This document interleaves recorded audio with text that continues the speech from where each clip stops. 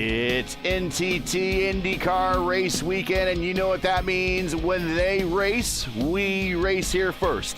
Now it's time for some top split action in the 2025 IndyCar iRacing Series. Hello again, everyone. I am Gary Gatso, and welcome to round 13 of the 2025 season for the IndyCar iRacing Series and our Saturday top split broadcast presented by 4D Racewear. Today, we come to you from WeatherTech Racewear. That's the last time I'm going to call it WeatherTech, by the way.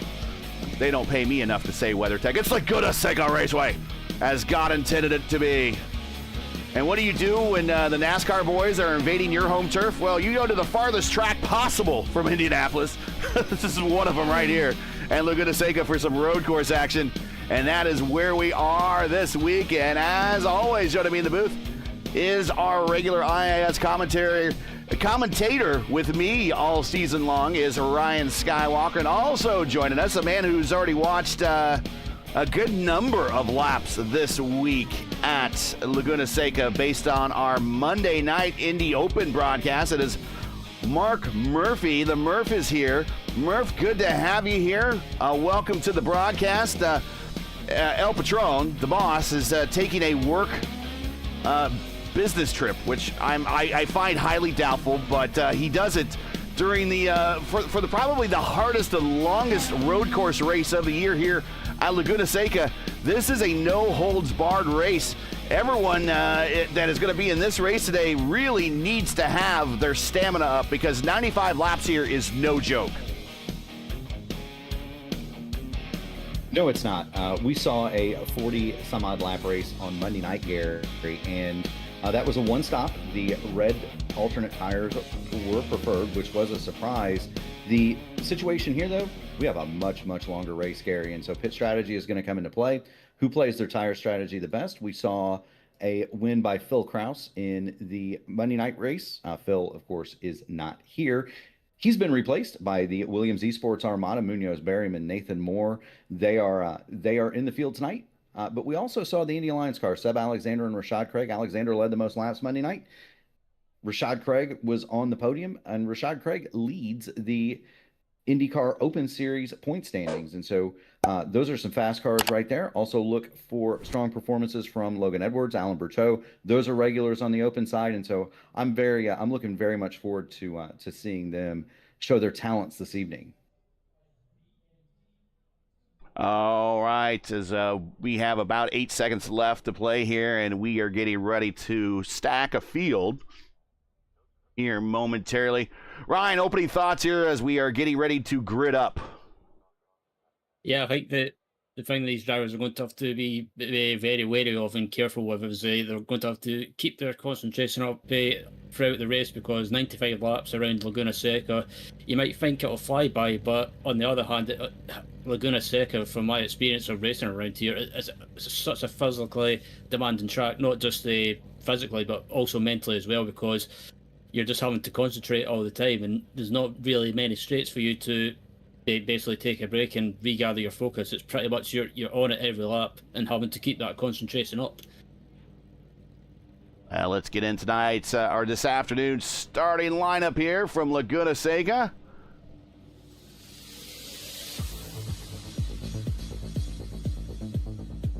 And just as the iRatings would have it, the top three are your fastest on the grid. Jaden Munoz, who we've seen get wins here in the past in the top split. He is on the pole with a time of 105.6. But the man that I am going to be watching, because frankly, he's like The Rock or Hulk Hogan, or in a week that Hulk Hogan died, unfortunately. But when you put him in a race with everybody else, he is the guy that you expect to win.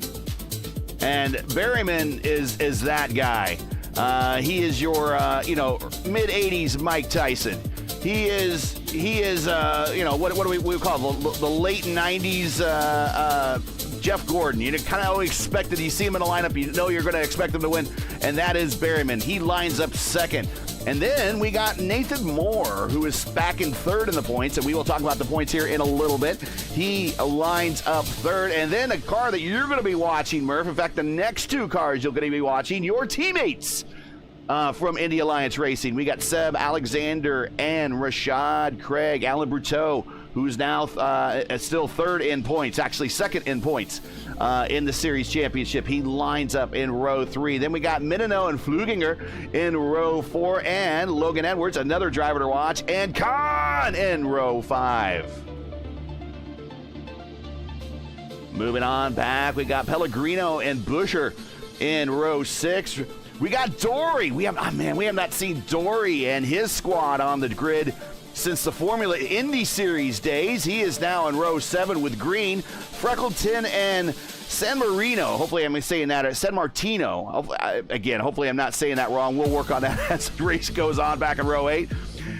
We got Bay and Wallen in row 9, Bartel and Bootland in row 10.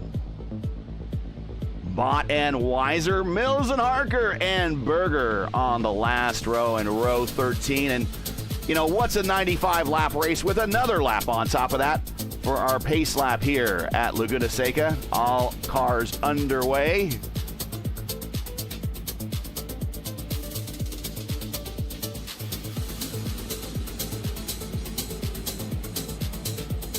This is a really good looking field, Gary and Ryan. Just, you know, you've got the big guns up front, of course, the Williams eSports cars, the Indy Alliance cars. You've got the Fiercely Ford machines of the Fiercely Ford machine of Berteau up there. This is going to be a lot of fun, and it's just like Ryan said.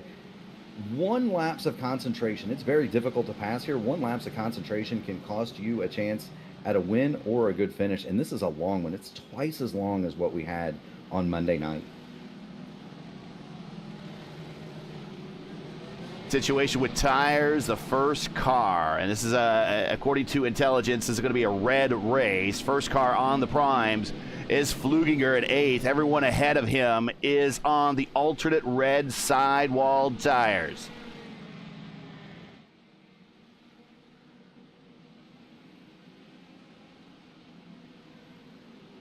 If you enjoy P1's coverage of the IndyCar iRacing Series Saturday Top Split and respect the stream, please do us a solid. Make sure you support us by subscribing. And while you're at it, don't forget to smash like and click the bell so you don't miss out on future iRacing broadcasts. Round 13 is just on the other side of quarter number 11 down the front straight, and a green flag. And Jaden Munoz knows who's on his outside, and he is not going to give Berryman a shot here, as he's going to take the lead into the Andretti hairpin. Oh, look at Seb on the outside. Yeah, Seb Alexander is going to take advantage of the start here, boys. He's going to wind that Indy Alliance machine out to the outside, and he's going to pick up a spot, move him to 4th, Rashad Craig to 5th, Berteau 6th. As they file through, everybody is safely through the first few corners. Dory Riccuti did start from pit lane, by the way, Gary. We'll watch Dory. He's a very accomplished road course racer. Him and his teammate, Principal Dan. It's been a while since we talked about him. In through the corkscrew for the first time. A very difficult portion of the racetrack. These cars do not like elevation changes, and that is a rapid elevation change there in the corkscrew. Coming through 10 into 11 for the completion of the first lap here at Laguna Seca. Jaden drops those wheels off into the gravel on the right side. Lap 1 in the books.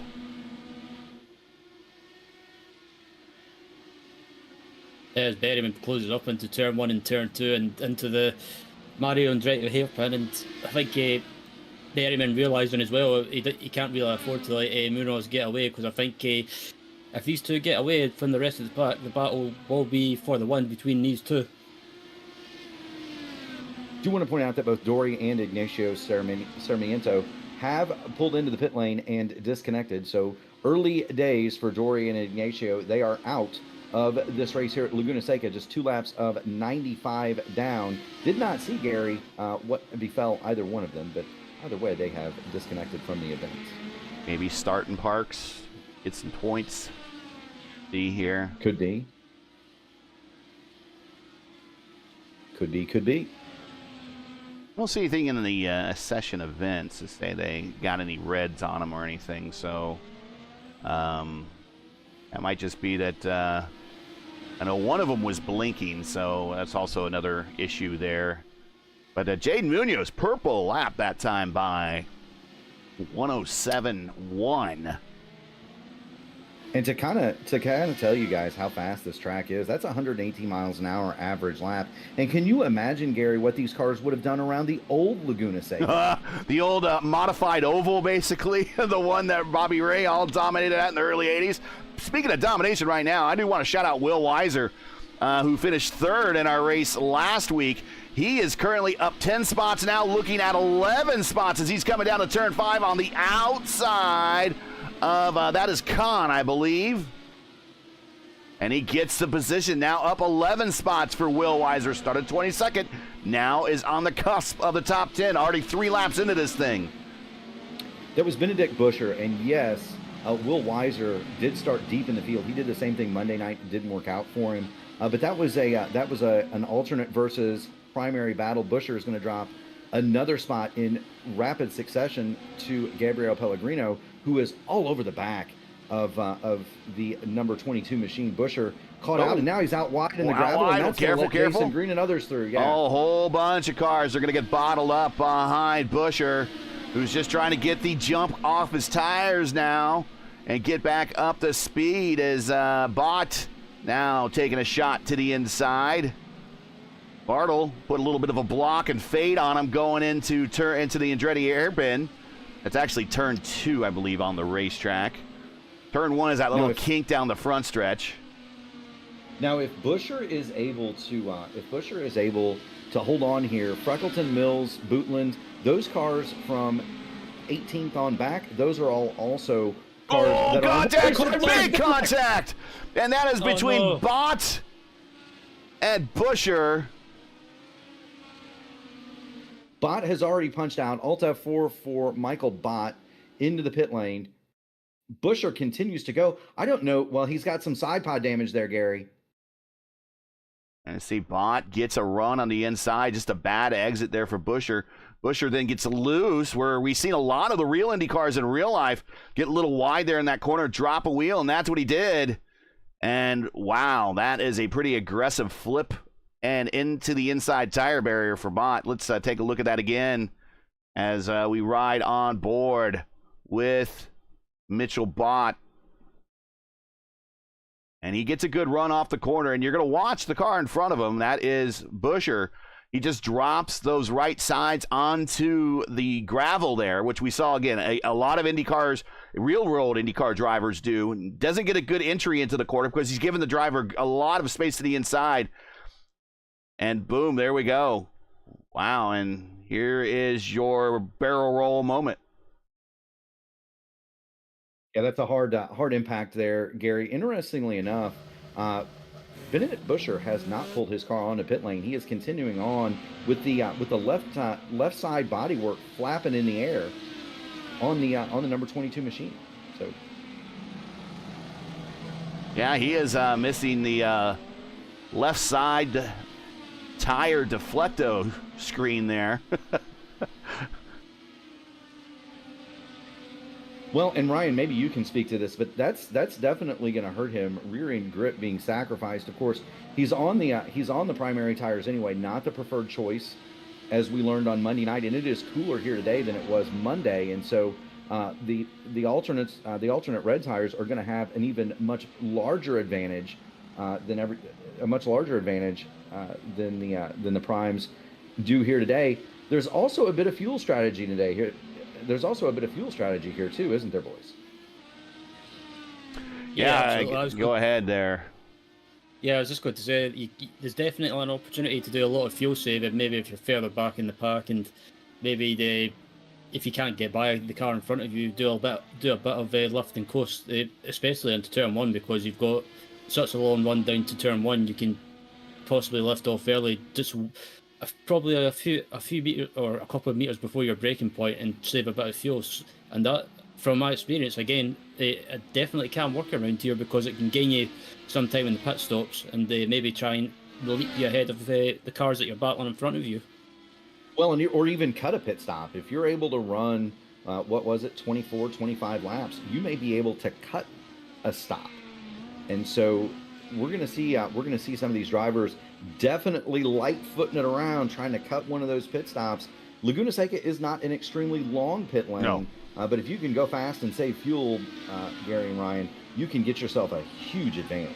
So we expect anywhere between a 4 or a 3 stopper, we think. The 4-stop strategy, the window opens at lap 19. The 3-stopper, the window opens at lap 23 to 24. I don't think anyone's going to be able to do a 2-stopper, which the window opens at about lap 31. And I think at that point, the tank is going to be dry and then some.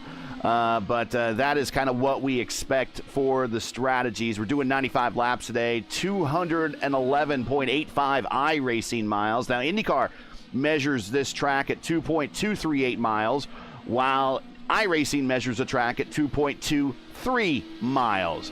Either way, it's 11 turns. It's 211.85 iRacing miles and 211.61 IndyCar miles, if that's what we're going to end up watching today.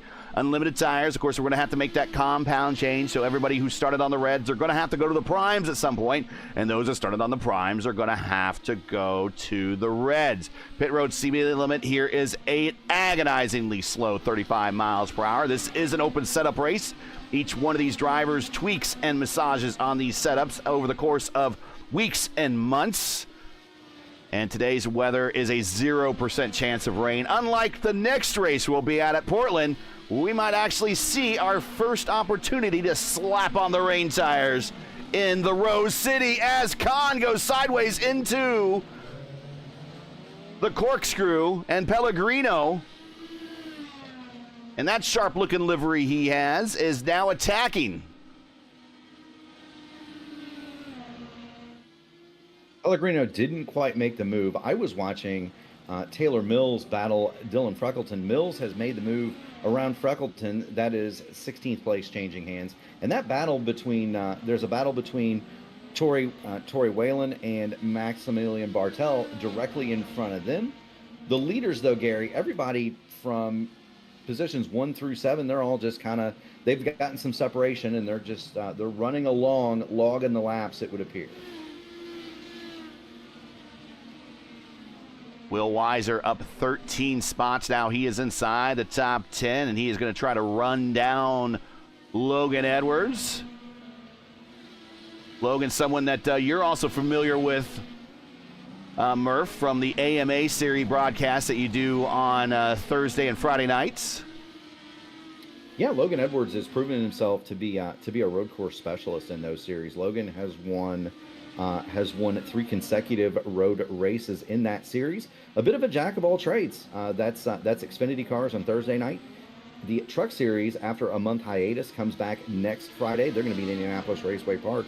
But Logan Edwards has been very, very tough on the road circuits in that series. Has himself into the playoff hunt in both of those. There he goes, Logan, right there. Great move into the Andretti hairpin. Gets underneath Minino and move Edwards now up in the 7th.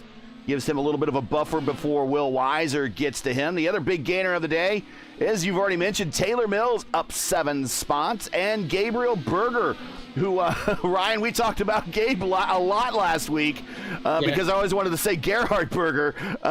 Gabriel is at 18th spot. He's up 7. Who started shotgun on the field?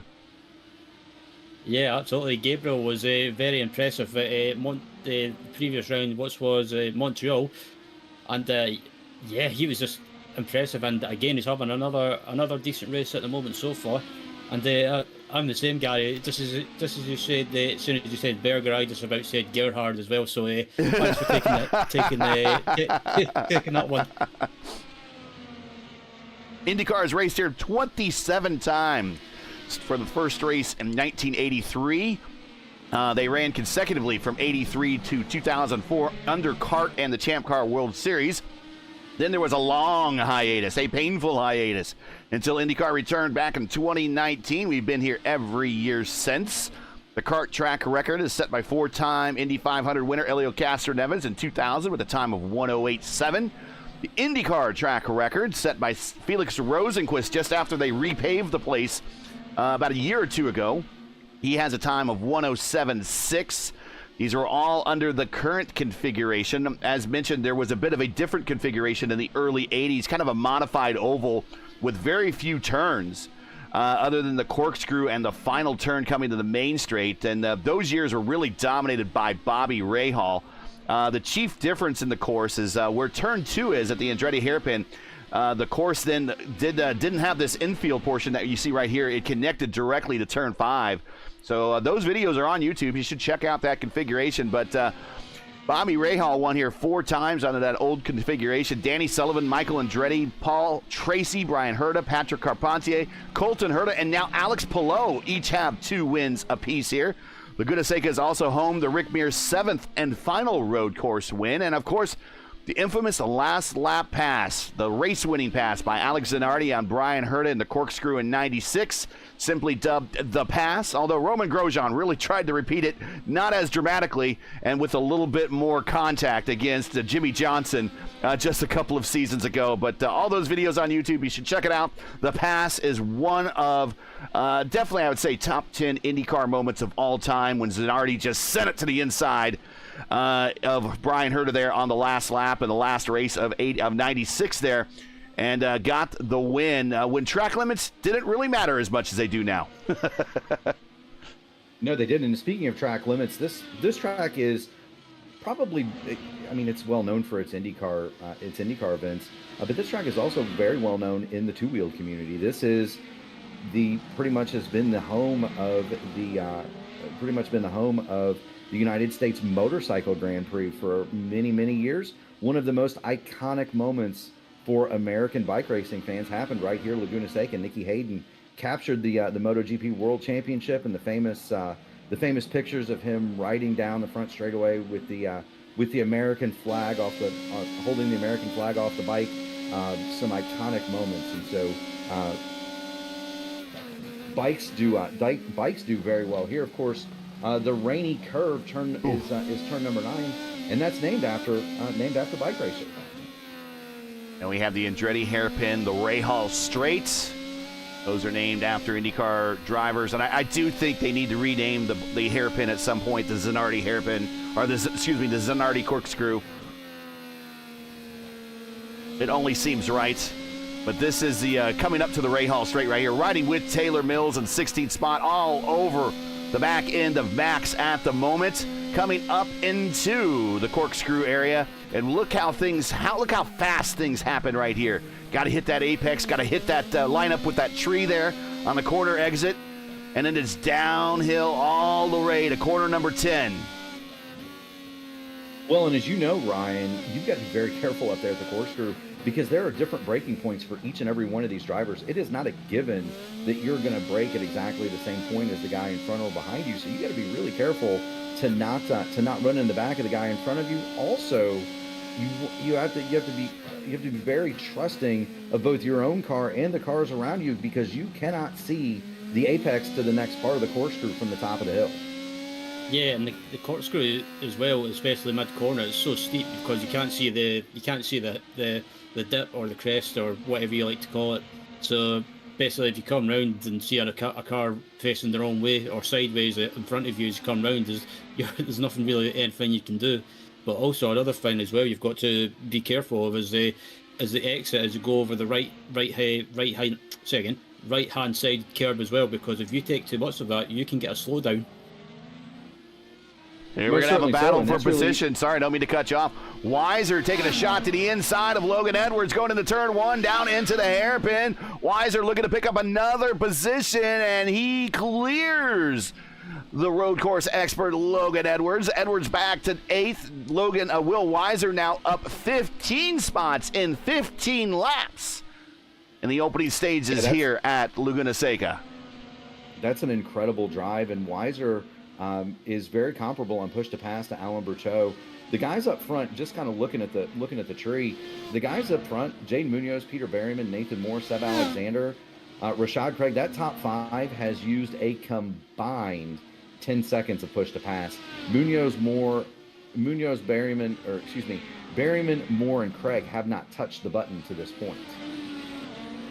There you see the push-to-pass report, 198 for Munoz, 192 for Alexander in 4th, 176 for Bruteau. Taylor Mills, it seems to be our early spammer of the button. He 144, but has been using it wisely. Taylor up now to 14th spot, up 9. We just saw Taylor Mills about a lap ago get a position pass there. Yeah, that was on Tori Wallen, and give a shout out to Tori Wallen, the only C-class driver in the field, one of only 2 drivers in the field sub 3,000 Formula I rating, second to last car in the field, running 15th. Great day for Tori Whalen. And he's actually in the he's putting on the sponsors, the racetrack sponsors label on the side of his car. He's going, I'm at the WeatherTech Raceway. I'm going to drive the WeatherTech Dallara. Yeah, good looking hot rod. I like that red, white, and blue color scheme, Gary. I know you do, because that looks a lot like your IAR car. Logos are a little bit different. Logos are a little bit different, though. Yeah, it's definitely got that Evel Knievel red, white, and blue look. I like it. I like it. Meanwhile, up front, Jaden Munoz with the Williams eSport entry is your leader. Right behind him in the Apex Racing entry is Peter Berryman, who is just hanging tough in P2. I imagine these guys are starting to look forward to their first pit stops here momentarily. And Nathan Moore, another one of the Williams eSport drivers. The Williams eSport drivers are bracketing the podium right now in first and third. He is currently in third spot. Just behind him by a couple of seconds is Rashad Craig in the lead IAR entry. And right behind Alexander is Rashad Craig, who is the second of the IAR cars in the lineup. He is currently in 5. So all the power teams right now in the top 5. I want to point out Jaden Munoz has caught traffic. He just passed the 7-Eleven machine of Joseph Harker, and he's going to have Pally Bay directly in front. Bay is about 3 seconds away from being lapped. Bay and Andy Bootland are in a battle for position directly in front of leader Jaden Munoz. And so you got to wonder, how much longer does Munoz stay out once the pit window opens, come in, get new tires, and get out of the traffic? And the window is going to open next time by for a 4-stopper. It's a couple more laps longer to do a 3-stopper. Not a lot more laps, just a couple.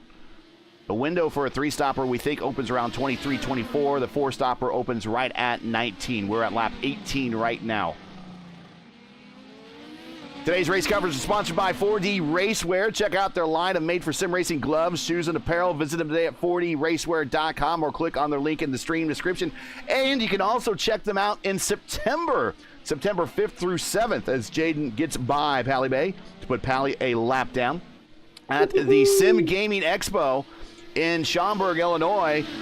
You want to check out 4D Racewear, they will be there. They will have a table, and you can check out all of their apparel, their boots, and their gloves that you can wear for these races. And I would say of any race today, any race this season, if you don't have a set of gloves here at Laguna Seca on your rig, your hands are going to be hurting here in a couple of hours because this is a pretty physical track, even for force feedback wheels in a non-real racing, in a simulation environment. You're getting a workout here today.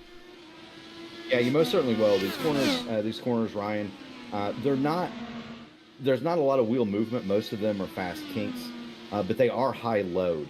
And so you will definitely want a pair of gloves here. You'll also want a pair of shoes because it's almost like ballet shoes. You're doing a dance on the pedals, and you want to have your feet secured. Jaden Munoz has secured a 2.5-second lead over Peter Berryman, and then those guys are 5 seconds clear of Nathan Moore. Berryman 5 seconds up the road from Nathan Moore. Seth Alexander, Rashad Craig, they're 3 seconds adrift of Nathan Moore. Craig 4 seconds back of Alexander. Those front 5 cars are the only those front 5 are within 20 seconds of each other. It's then another 6 seconds back to Alan Bruteau, and that's kind of where the field has settled. Bruteau is leading the field. The front 5 have more or less checked out. Beiser's going to catch Bruteau here shortly. Before we get to that battle, here are the points coming into today. And there you see Kevin Burrell with 1 win already this weekend. He is your points leader over Bruteau. Bruteau, the reason why we had him on camera, he is second in the points. Nathan Moore, for the longest time this season, was second. He is now in third. He's moved up to third. But Moore is the leader with 21 top fives and 7 wins and 27 starts. Bruteau, second in the points, but based on consistency, no wins, but 10 top fives and an average finish of eighth, in 20 starts. Nathan Moore, who just picked back up P3, has 1 win, 9 top fives, and only 16 incidences in 20 starts. So really, he's getting up there by just simply bringing the car home. Ethan Egan in 4th with 1 win, 6 top fives, with an average finish of 7th and 14 starts. And Ethan Morris, the battle of the Ethans for 4th and 5th. Ethan Morris is in the 5th spot with 2 wins, 5 top fives, and 20 starts. And that is your IIS points coming into this week at Laguna Seca. We have next week off, and then the week following we will be at Portland.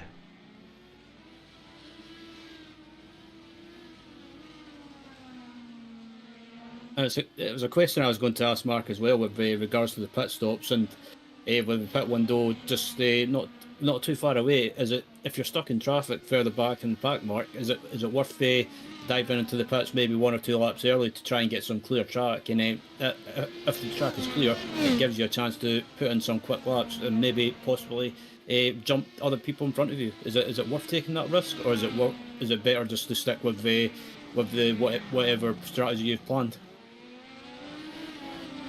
Well, definitely, Ryan. The short pit is going to be one of those. The short pit is going to be one of those that is one of the very few ways that you can move around a car in front. The problem is the math, right? If you're going to do a 3-stopper, you run into a very narrow pit window. Nobody has pitted yet. Jaden Munoz working lap 22 of the Here's that battle. Yeah, it's Will Weiser is going to dive to the inside of Bruteau. He's going to take it. Weiser had been almost a half a second a lap quicker than Bruteau, and so no surprise there. But the short pit is one of the few ways that you can get around somebody. The flip side is the fuel are so narrow that you really don't have all that much room to play with in terms of short pitting. And this racetrack is a lot like Gilligan's Island. If you run out of fuel on the far end of it, you are not making it back to civilization by Cosi. No, and it's very hilly as well. So if you run out, let's say you were to run out of gas before you get to the top of the hill, you're not making it home.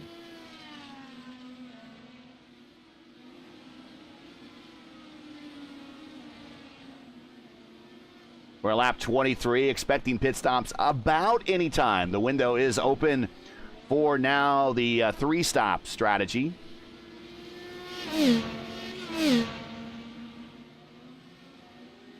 As Will Weiser is pulling away from Alan Bruteau. He is now up 16 spots. Let's give you some idea of some gaps here, shall we? Because that's where we're really starting to build up these big gaps between drivers.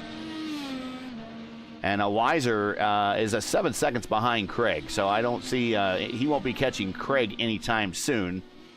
But he might chip off a little bit each lap to get in the neighborhood by the time we get to the next round of pit stops after the opening round of pit stops.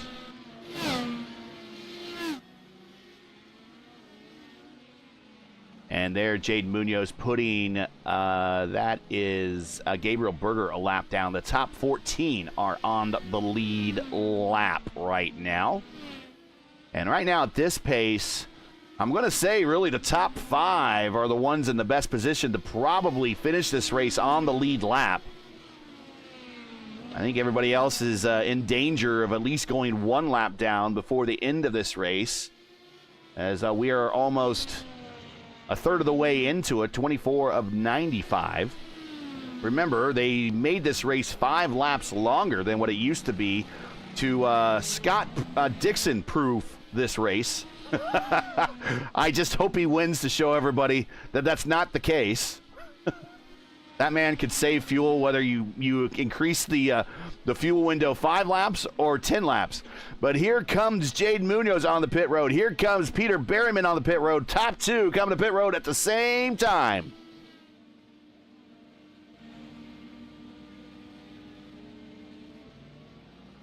Right in front of them, that is Bartel, I think. I can't remember. Some of these new liveries, still kind of equating names to liveries. Also on pit road is Nathan Moore, I believe. Yep, he's getting into his stall right now, up on the jacks. And he's going to the prime tires for this stint. Berryman on the prime tire. Munoz stayed on the alternates. So differing strategies with tires, those are going to be the things that differentiate gaining and losing those positions, as you were talking about, Ryan. Again, the narrow fuel window, very difficult to short pit. So you're going to want to run to that number. But when you take those primary tires, that may dictate whether you go forwards or backwards. That was Pellegrino that we saw in the pits. I misidentified. My apologies. Watching our current leader on the racetrack, Rashad Craig, who is the leader of the IndyCar Open Series points after half a season, as he's hitting pit road right now.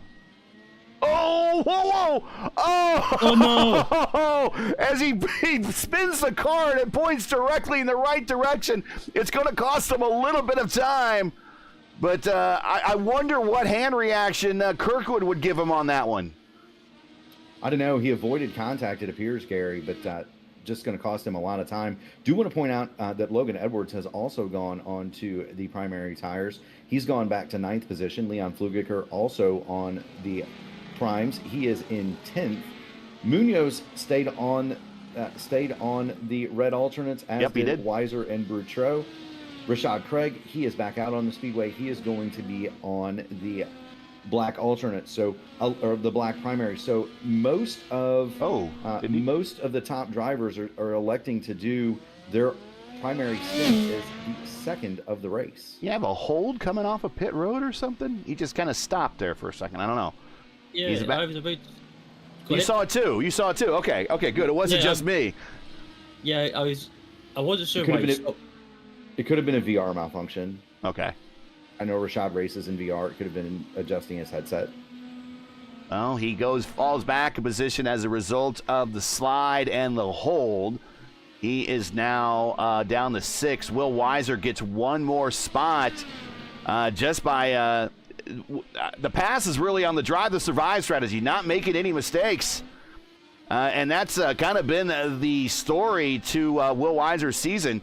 Early season mistakes kind of limited a good number of starts to not some great finishes. Now lately the finishes are starting to come to him just by bringing the car home, and now he survives another car in front of him making an incident or kind of getting into a little bit of a personal issue of just kind of brought on by human error. That's what I'm trying to say.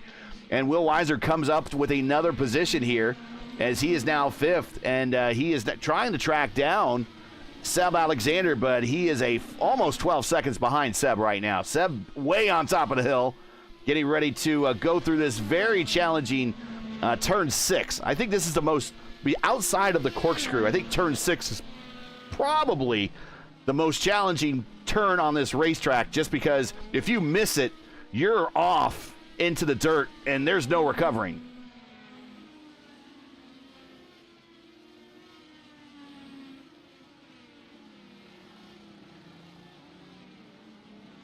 There is Seb. He's in 4th, but back to the leader. Leader by 2.5 seconds is Munoz. Berryman in 2nd. Berryman, the winner of the Open Indy 500 that we had here on P1 back in May. Check that out. Do you want to be famous? And this is one of the more famous drivers in the community. Peter Berryman, many wins on ovals and on road courses here in these IR18s. trying to get around Taylor Mills, who just went a lap down a little while ago. Taylor Mills in 14th spot, so the top 13 on the lead lap. We'll watch Peters as he tries to get around Taylor. Peter thought about taking it to the inside going into 11 there. Now he will drag race Taylor down the front straight. Berryman on the button, doesn't really want to waste time here. Goes to the inside through turn 1 into turn 2, the Andretti hairpin, and he will clear Taylor Mills. The TM of TMR, Taylor Mills Racing. Back in the third spot, there is Nathan Moore. Currently third in the points, was second in the points for much of the season. Back in the race car, we did not see him at Montreal, I believe, as he gets around Gabriel Berger. Seb Alexander back and forth, maintaining pace. Anybody in front of him picking up a mistake, and he's on the bottom step of the podium all of a sudden, so he wants to keep this car very straight and going forward, that is for sure. Will Weiser up 17 spots here to P5 on the racetrack, as he is the meat in the IAR sandwich at the moment, because Rashad Craig back in 6th spot with Alan Berteau right all over his backside. This is a battle for position. And as they battle and make it a little bit tougher, as I'll turn it over to you to Murph here in a second, Logan Edwards not too far out of the picture. No, and I was going to point out that Rashad Craig came off a pit road on cold primary tires after his brief hold at the end of the pit lane. Alan Berteau was there. He had a couple of goes. Berteau was not able to make the move stick. Logan Edwards has settled into 8th spot. He is leading Flugiker and Kahn. Edwards also on the black primary tires, as are Berryman, Moore, and Alexander. Weiser is trying to pick up time on Seb Alexander. Last time through with the benefit of the alternates. Ooh, Gary, yeah. I'm looking at it. 0.6 of a second advantage for Will Weiser. It was 12 seconds almost back when we were going down through the field, through the top 10 when we talked about Will. Now it is 9 seconds. Real quick, if the first time you are watching one of our Top Split Saturday broadcasts here in the IIS, make sure to pay attention to this column right here. This tells you what compound your driver that you might be paying attention to in the tree is running on. So you see Munoz with the red triangle. That means he's on the alternate tire. With the black triangle here with Berryman and Moore and Alexander, that means they are on the prime tire. The difference between the two tires, Mark, you want to explain that? You know, I'd be more than happy to, Gary. So the black sidewall primary tires, those are a harder compound. They are much more durable. They do not have as much grip. The red primary tires are softer compound. They are much faster, but typically they do not last as long. This being an open setup series, you will see drivers who tune their cars to handle either to be either better on the black sidewall primaries or the red sidewall alternates. The reason you do so is because you have to make an adjustment when you come to the pit lane to optimize the car between the two. Usually you'll see in real life, you'll see large front wing adjustments when drivers pit to go between the two tires. And so do keep that in mind. But you'll optimize the car for one of the two. Alan Berteau right now, he is on the stickier of the two compounds. He is right behind Rashad Craig. The issue for Berteau is that this track is very difficult to pass on, Ryan. Yeah, you're right. Yeah, it's a difficult track to pass on for sure, because there's not many. There is some passing opportunities, but Laguna Seca is typically a tight track as well. It's not really a wide track like you'd see at other tracks. Say for example like Portland, where you've got some runoff, or it's a much wider track in general. So Laguna Seca, it's all about just being patient and just waiting for a move to happen or opportunity to happen, and not doing anything too silly. Yeah, I circled on the map there about the three safest passing zones here on the track. Going into the Andretti hairpin, turn 5 and turn 11 those are most common. Now you will see drivers send it, especially in the corkscrew area here, sometimes in 10, sometimes they'll get a nose in, go in the 4, but those aren't as common as 2, 5, and 11. No, they're not. And there's actually some discussion in the chat. Christian Hildegard, Sophie Connell, they're talking about what the most difficult corner on the course is, and they're saying it is not the corkscrew. It's actually turn 6, which is the fast flick left. That one right there, right there. That's the one I was talking about. That is, it is a flick of the wrist, literally, and if you miss the corner just by a little bit, you go off into the dirt. And I think we saw Alexander Rossi and practice 1 for the IndyCar race this weekend just miss that corner and go to that tire barrier. And let's ride with one of these cars that we're watching right now. Let's ride with Alan Brutteau, second in points. Let's ride with him. And we will show you what it's like when you get to 6. He's going to 3 right now. He's coming to 4. This is the infield, what I call the infield portion of the race course. This is the new addition, mid-80s. This is where 5, this is where the old course used to connect right here. Now we're going uphill. Now we're going to 6. This is the difficult corner everyone's talking about. Watch, it's blind, and then all of a sudden you get there, and you got to hit that little dip on the inside, and sometimes the car bottoms out. And if you miss that corner and you hit the curb, that's even worse. Yeah, there's very little margin for error there, guys. It's very difficult to hit that corner and get it absolutely right. Absolutely right. Our good friend Christian pointed out, you could lose 0.2 of a second minimum there if you get that corner wrong. And then we ride with Brutteau. He's on push to pass.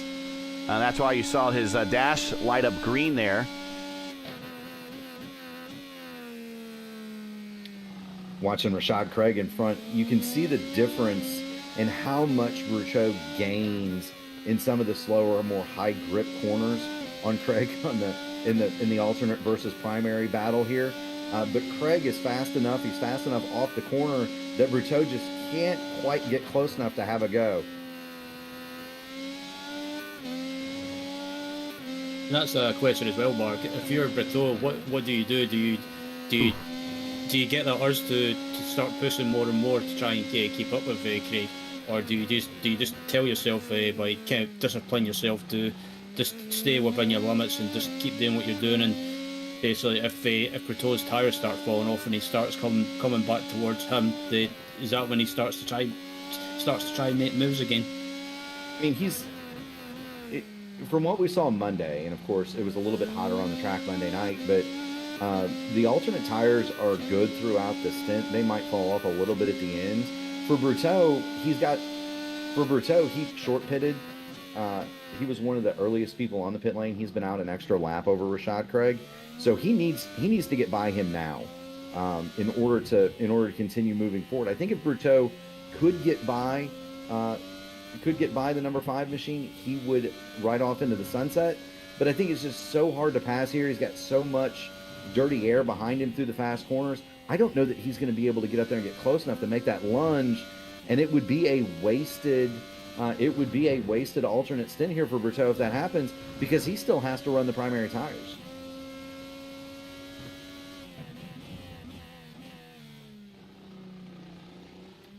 You see through the corkscrew. Yep, we're seeing in the chat other corners that are very difficult in the series. We've got nominations for Barber, the roller coaster section, the Thunder Valley part at Mid-Ohio. These are all iconic corners or corner combinations in the IndyCar world. But turn 6 at Laguna Seca, everybody thinks about the corkscrew. Turn 6 is where you make or break your lap. I'm going to throw one out there that was difficult for me because it's so blind and it's an uphill left and you don't see the apex until you get there, and that's at Road America Turn 6. Yeah, that's a fun one. Everybody thinks about Canada Corner and the carousel, but 6 at Road America is very difficult because you're chugging uphill, and then it's very difficult to brake for that corner too because you've got a lot of visual distraction there with the bridge and the foliage and all that. It's very difficult to pick out your braking point. I know the track's not an iRacing, but probably the most difficult corner from what I've seen on onboards is probably the final corner of the hairpin at St. Petersburg, just because the drivers are going at high speed for pretty much a long time in the final sector, and then they're having to slow right down, and sometimes they can lock up and run wide, and we've seen that in the past with drivers. I remember, I know he wasn't very, I wouldn't say terrible in IndyCar, but Jimmy Johnson, I remember him locking up and running wide, and yeah, I think he went into the tyres and brought out a caution. Yeah, that's a very difficult corner as well. And I don't think it's going to be too much longer until we see. I thought it's been scanned. Like Toronto. I thought St. Toronto's been scanned too, but it might have been another company that was scanning it. But I thought St. Pete is scanned. I always want to ask iRacing, but I just don't want to be that guy that bothers. If someone knows, if they remember, if they hear something, just put it in the chat if they know that if Toronto or St. Pete has been scanned. But those are two tracks that we have to have substitution tracks for in the schedule. Of course, Sebring stands in for St. Pete, and Montreal stands in for Toronto. It used to be Watkins Glen would stand in for Portland, but not anymore. That is actually next on the schedule. Inaugural race here for the IIS here in 2 weeks. And also, folks, it might be a rain race, so we might see two firsts in one race. First IndyCar rain race here in the IIS, and first race at Portland. You know, we did see rain earlier this year in the Open Series, which was quite a lot of fun because it was changeable conditions. You had guys going on and off the rains to the slicks. So if that happens at Portland, we are in for a treat. Oh, Pellegrino going wide, chasing down Mills. Sorry about that, but he keeps it under control back on the racetrack. Yes, he does. So the word from the chat is that St. Pete may have been scanned earlier this year. I want to say that Toronto was scanned by a company that shall not be named. Oh, that company, yeah. I know who you're talking about. The company that ushered in the dark times, yes. Yes, that shall not be named. As I understand it, though, they had scanned Toronto. I don't know that iRacing has scanned Toronto yet. It would be nice to have Toronto scanned, just because I'm a huge proponent of the archive and the way that iRacing digitally preserves these tracks. Of course, Fontana. Like California Speedway is an example that no longer exists, but it will forever exist in the digital world because we have the digital blueprint of it. How nice would that have been to have had, places like Ontario and Nazareth, Riverside, Texas World, yes. Trenton, because we could have enjoyed them digitally into perpetuity. I would suspect that Toronto needs to get that same treatment soon because they continue to develop the area around that course. It just may not be there that much longer. Yeah, there's supposed to, I guess some changes are coming in the area for construction for the World Cup and some other big events coming up in through Toronto that are going to potentially impact future Toronto races that I've been told. Now, our man in Toronto is Luis Gonzalez Nunez, that you hear him with me on our Monday and Tuesday broadcasts. And he was telling me that things are changing down there. So racing in the turn one at the iconic archway there at downtown Toronto might be a thing of the past if too much changes there in the downtown. Watching a battle between Alistair Khan and Logan Edwards for P9, by the way. Yeah, that's primaries versus alts. And Khan to the inside, and that's one of the passing zones. I said you could pull it off if you have the opportunity, and he does. But here comes our leader right behind him. Yeah, right into that battle comes Jaden Munoz. Munoz is going to have the pass on Alistair Khan. He made it through Edwards. Edwards. Khan was trying to be a nice guy and let Jaden Munoz go by, but Logan Edwards saw it as an opportunity. We're saying, nice guys finish last. I'm going to get the position back. And we almost had a moment there, but the racecraft of these three kept everybody out of trouble. Khan holds on to the position, ninth. Logan Edwards, after a strong start, is still hanging on to the top 10, but he is down the 10th now at the moment. Let's go check on Will Weiser running down Seb Alexander. He is now within 7 seconds. Yeah, Will Weiser's been coming. He's got some traffic ahead of him, but so there is one car in between Weiser and Alexander. Thing is, guys. Weiser locks it up on the inside. That is Bartel. Bartel locked it up as well. He went wide to the corkscrew, bounces through it, makes his way out of it. But a tight moment there for Will Weiser. Whew. Yes, it was. Do want to point out, Gary, we only have the top 8 on the lead lap right now. Munoz and Berryman setting a blistering pace at the front of this field, as is Nathan Moore. Seb Alexander, Will Weiser, Rashad Craig. There are the only cars within a minute of the leader. Leon Flugiker in 8th is about ready to go a lap down. He's only about 5 seconds ahead of Jaden Munoz.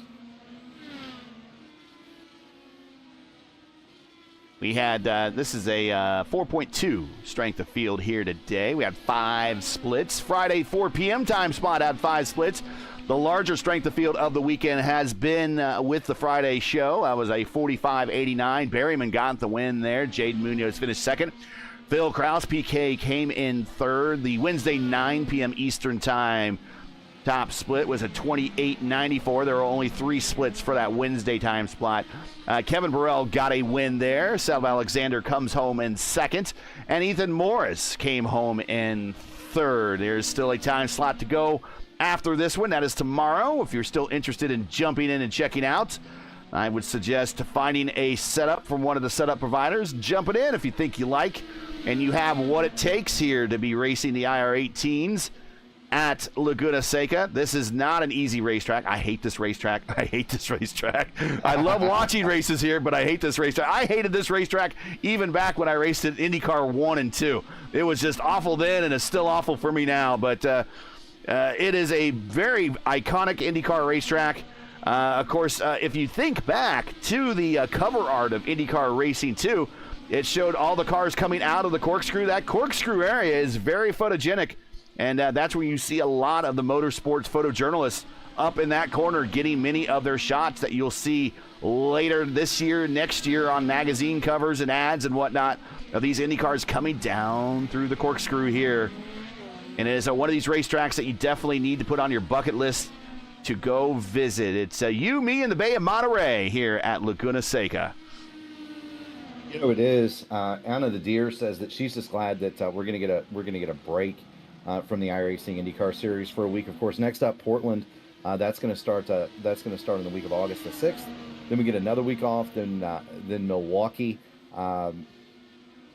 And then immediately following that, Nashville, and that's it for the 16-race schedule. So only 3 more of these. Will Weiser drops the wheels off. Coming out of the Andretti airpin, gets squirrely, but keeps it underneath himself. But this is only 2 more road courses after this. We have Laguna Seca, and then we have Portland, and then after that, it's ovals at Milwaukee, and then Nashville Super Speedway. Yeah, and those will be a fun time, Gary. I am looking forward. I might jump in a car for Nashville. If they got the right aero package, Nashville could be. I say could be. I almost said should be, but I still take it with a grain of salt because these cars drive like crap at Nashville Super Speedway. And so but if they have the right aero package, if they have the right aero package, I hope the racing is better there for everybody. Well, Seb and I were talking about that last night. They've got the right aero package in the sim to match what's done in the real world. The problem is that in the real world they take the wrong aero package in the first place. It should be the road course wings at Nashville. They take the speedway package there. It's almost as mismatched as the time that Champ Car went to Las Vegas with road course wings, and there were only Newman Haas and Forsythe had the ability to take their cars to the wind tunnel. It was almost like watching an IMSA race in those 2 shows. Yeah, it's a Nashville Super Speedway. It's a super speedway in name only. It really just drives like a slightly faster version of Gateway, kind of. And they should really have the same aero package they have at Gateway. Very similar to what you see on your screens right now with the big front wings. Mm-hmm. Yep. You know, and I'm also of the opinion that they should take the Speedway wings instead of the road course wings. I would love to see them take the Speedway wings to Nashville, or not to Nashville, but to Gateway and Milwaukee. That's been done in the past, and it made for some great racing. Although I went to the Milwaukee Mile, and the tire degradation that was experienced there made that highly enjoyable. And we'll be back at that race in person here in a few weeks. The remainder of the IIS schedule is in the description if you want to check that out. It's a little bit further on down, but after this, yes, Laguna Seca, Portland, first time ever, Milwaukee, and then round 16, August 30th, Championship Saturday in Nashville. And that will be it for the season. Hopefully we know what the 2026 schedule will be here soon for the NTT IndyCar Series so we can begin planning next year. But thanks for joining us. This is the IIS. This, if you ever watch it, this is your first time watching the IndyCar iRacing Series. This mirrors as closely as possible the NTT IndyCar Series schedule with a couple of exceptions. Full-length races, 100% length. So settle in. We're only halfway through this thing, 47 to 95. Yeah, we are. And right now, Jade Munoz has now lapped Alan Berteau and Leon Flugiger. So only the top 6 remain on the lead lap, and Jaden Munoz is getting ready to close in and put a lap on Rashad Craig. It's worth noting that Alan Berteau pushed the primes, or pushed his alternates very, very hard in his attempt to get by Rashad Craig. Ryan, he is now almost 8 seconds back of the Indy Alliance competitor, and so he had to get by him. He had to get gone up the road. It didn't happen. Now those tires are hurting for certain coming to the end of the stint, and he is now 8 seconds back of Rashad Craig, who had run 5th for most of the early going. Yeah, and that's the thing as well with Bertoli. He was pretty much trying to keep up with Rashad Craig and trying to get by as well. But Berryman getting tight quarters there with Berteau. And also, I think Taylor Mills was there. Taylor just came off of pit road. Oh, left front. Locks up going into the corkscrew for Berryman, but he makes it through. Woo. Tight moment. Seb Alexander has come to the pit lane, by the way. He's going to strap on alternate tires. So Seb's going to put on the reds. He'll head back out. Yeah, and also on pit road, Peter Berryman gets on pit road. One of the more difficult pit roads to get onto here in the series. Right there, ranks up there really with this and Barber as some of the more difficult pit roads. There's your leader right in front of Berryman. We're watching out of the Robbie Gordon cam just over his left rear tire. He's going to go up on the jacks, get a new set of tires all the way around. Looks like he's going to the alternate tires. Down and away, Munoz pulling away. Now, Munoz has elected to run his primes during this stint. Berryman is going to go onto the alternates. Nathan Moore is going to come in. When he affects service, he'll go back on the primary tires. Will Weiser, he has to run the primes yet. He's not yet done so. Rashad Craig, he will take off the primes and put on the alts. Seb Alexander has already gone to the alternate tires. So that's the tire situation. Do want to point out that that in the pit stop cycle, we're back to 9 cars on the lead lap, although Kahn, Flugiger, and Berteau all have yet to stop, and they will lose a lap when they do so. You notice this section of the racetrack we're watching right here in the Andretti Airpin, and this might be a good time for iRacing to come back and rescan this facility after the pave. I noticed in the IndyCar broadcast, the Real World IndyCar broadcast on FS2 and FS1 for practice, that they've pretty much got rid of all that dirt runoff area in the inside of the Andretti Airpin and paved it.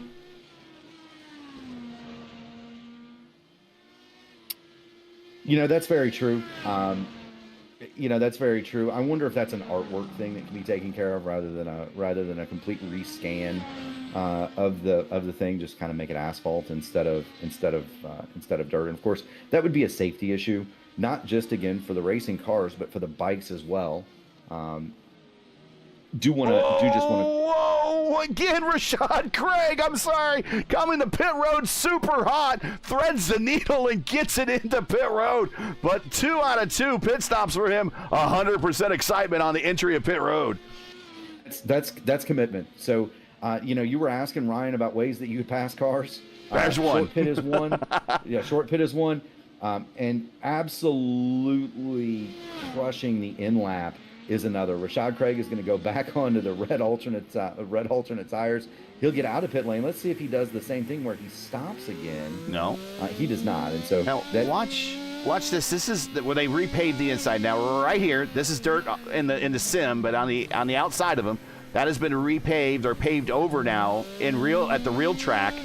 And to be honest, this is also not only one of the hardest pit roads to get onto, but it's also one of the hardest pit roads to get off of, because it's almost like getting off of pit road at Daytona when you're running the road course. It's like threading the needle.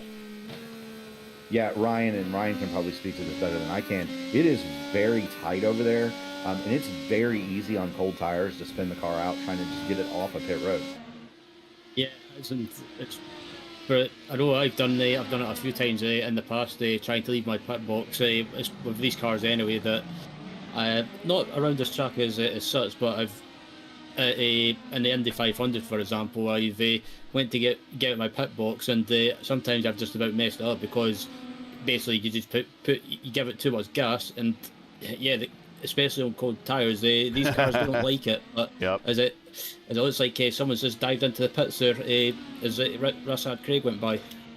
And these are not as bad as the old IRO 5s with that low end torque that those things have. But yeah, you can, with cold tires, light them up real easy. You can. You mentioned Indianapolis.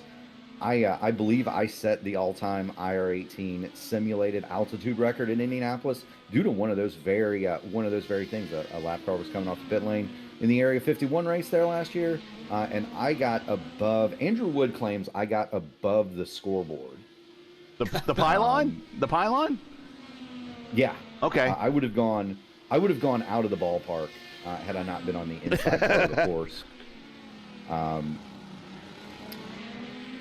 He has a thing where he sends me a message, Gary. Now, Andrew will send me a message every so often, reminding me in races that he commentates not to take flight, because I continue to do that. Let me ask ChatGPT if it knows how tall the pylon is at Indianapolis Motor Speedway.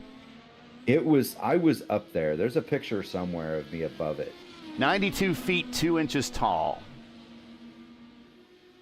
I think I got above the second deck of the grandstand. Even. Wow. It was up there. But thankfully the angle was such that I landed back inside the racetrack when it came down. At any rate, watching Jaden Munoz, he has now caught Rashad Craig. Again. Again. Now, the difference, though, is that Craig is on the red alternate tires, and he is able to run roughly the same speed as Munoz is on the primes. And so Rashad Craig is just kind of hanging out about a minute and 4 seconds off the lead. So right at the tail end of the lead lap. Of course, there's not going to be a full course caution to save anybody here. But it's just interesting to note that Munoz has the same pace as the Indy Alliance car when he's on primes and they're on alternates. And that can't all be set up base, Gary. That has to be, that's a professional driver and a professional team, of course, but that can't all be set up, right? Oh, let me give a shout out. You mentioned something that I wanted to tap onto as real quick. No full course cautions. We're not going to have them here anyways, unless the track gets blocked by a number of cars. But I will say that today's race, the racecraft for everybody involved, this is not a top split race for nothing. We've had remarkably few incidents at this point. Now we're just past halfway, and I could be jinxing it right now, so find a piece of wood and knock on it. But right now, these guys have done a fantastic job at keeping the racing very, very clean. There's only 4 cars out of the race. Sarmiento and Ricuti, they basically start and parked. Michael Bott pulled out after his incident. Bennett Busher is also retired his car, but we've only got 4 cars out of a 25-car field that are out of this race at just a little bit past halfway, and that's rather remarkable as well, Gary, especially given how tight Laguna Seca is in the early going. For sure, and if that was a real IndyCar race, that flip Bott did, and that incident coming off of turn 5, that would have been a full course caution. For sure. But that is the only incident that we've had is the barrel roll incident with Bott in turn 5. Other than that, it has been pretty clean sailing for everybody as our leader is trying to run down Rashad Craig.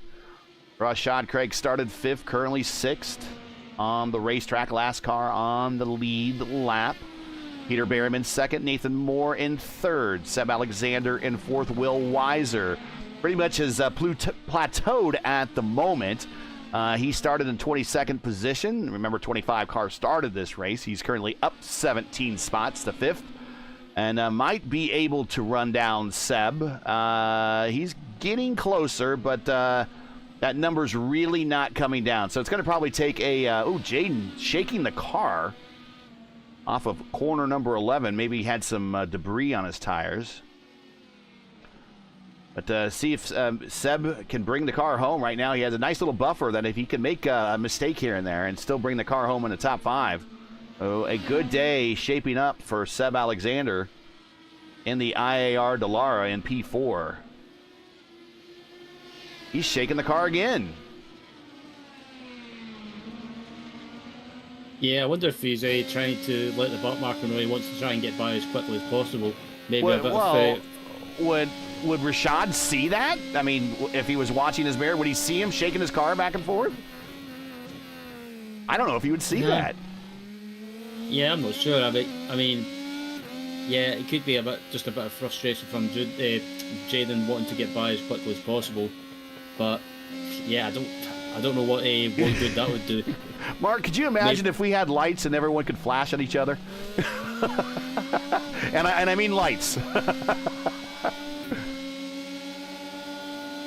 And there goes Jade Munoz on by. So he does execute the pass, pulls it off, and puts Rashad Craig down a lap. Now top 5 on the lead lap.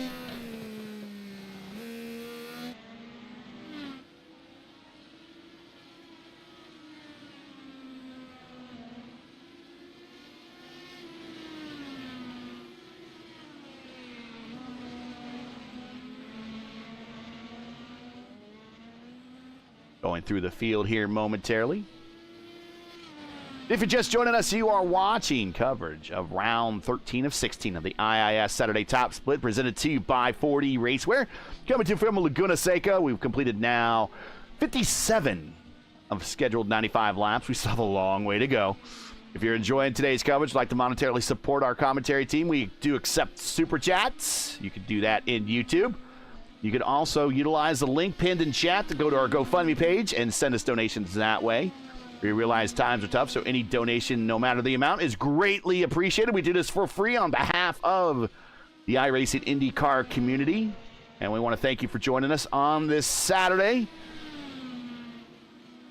Today's coverage is brought to you by 40 Racewear. Check out their line of made-for-sim racing gloves, shoes, and apparel. You want to visit them today at 40racewear.com to get yourself a new pair of gloves or shoes. Click on the link in the description. You can also check them out at the Sim Gaming Expo, September 5th through 7th in Schaumburg, Illinois. We will be there, myself, and also Murph will be there. I'm sure. I'm not quite sure all else who will be there on staff, but I think they'll have a number of us there. So come check us out. We'll be walking the floor, pressing the flesh, networking out there, saying hi. That'll be the Sim Gaming Expo. Check that out, simgamingexpo.com. You can get your tickets there on the website. And that is September 5th through 7th in Schaumburg, Illinois, just outside of Chicago.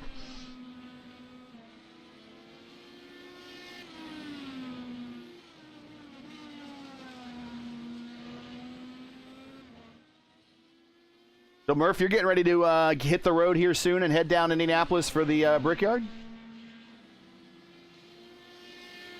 I don't know if Murph is still there or not. No, Murph is muted up, so he might have to walk away.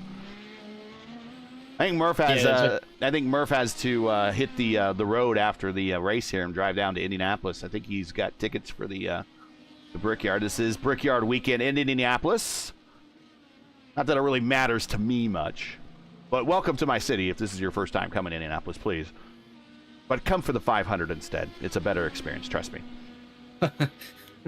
Yeah, if I ever get the chance, I would love to head over to the Indy 500 because it's one of those races that I not just enjoy watching on TV, but I do enjoy taking in the virtual version as well on iRacing day as well. Oh, so you always have a good time, and yeah, I came close to winning the iRacing Indy 500 earlier this year, the fixed setup version, and just missed out at the line. But yeah, still, it was good fun. All right, Mark is searching for a new headset. I found one. Didn't you get a new headset from HyperX? Yeah. So It break? essentially the way the setup works is I have the HyperX boom microphone, courtesy of Mike Rigney and the Internet Sim Racing Association. Do want to give a shout out to Mike. He's been an amazing partner at P1, but partnered at P1. But the microphone works, but you plug an external headset into it for headphones, and so I just had like the cheap $20 pair from wherever, and it decided it no longer wanted to function, and so I went and borrowed one from my daughter. So I'm now wearing. Oh, does it have the kitty ears on it? It's got it's pink Hello Kitty earphones. Oh, we need a picture of this to put on the Discord, or at least for internal staff. We do. So I've righted the problem for now. She's now without headphones, and she's in the other room absolutely arguing with my wife about getting another set of headphones because I took hers. So sorry, Charlotte. Sorry, Charlie. Well, you can have them back in another 24 laps. I'm just waiting for someone to come into the room and start arguing on the microphone. Well, I'm behind shut and locked doors, thankfully, so that's not going to happen. But, well, I mean, you just kind of pulled a grenade on everything, because I was getting ready to ask. You're getting ready to go down to Indianapolis here soon to go see the Brickyard tomorrow, right? Or yeah, it's tomorrow. Yeah, so definitely want to thank some friends and some connections and the good folks at Tag Heuer, because I'm going to get to do something that, after more than 50 races at the Speedway, I've never done, which is sit in a suite. Oh wow! We're going to be in the Holman suites, and so looking forward to that. Dad's going to meet us in the middle. So from South Bend, Indianapolis, and Evansville, Indianapolis is about equidistant, and makes for a handy place to meet in the middle. So looking forward to seeing my dad, and we're going to take AJ to his first race. He just turned 9, and so I think that the Brickyard is a good event to do that. Certainly having the comfort of an area to be inside. No, your son needs the experience of a 9-year-old to walk down right next to the Coke lot on the way walking into the track during the day, right before the start of the 500. That's what your son needs to experience. Well, and the problem is going to the Indy 500 Dad, what's that sign say? Show us your what? It's getting very difficult to get a ticket once again. For many years getting a ticket to the Indianapolis 500 was about as, in my childhood, was about as easy as finding a unicorn. You had a better chance of the pot of gold at the end of the rainbow than you did a ticket to the 500. And then of course in the split years, they became very easy to get, even in prime locations. And now, my seats are they're in the A penthouse, and you cannot get a third seat. So it's very difficult to come by an extra seat. And so he may not get to go to the 500 for a while yet, but Brickyard's a little bit more attainable, of course. And so we'll take him to this one. I'd love to go to the dirt track too. I haven't done that for the BC 39. I think that would be Ooh. a lot of fun, Gary. Berto, close quarters there with Max Bartle but they make it through. Bartle in that, that's a Ganassi livery that they've used in the past. He is throwing the green car myth into the wind today, saying, screw it, I'm going to race the green car.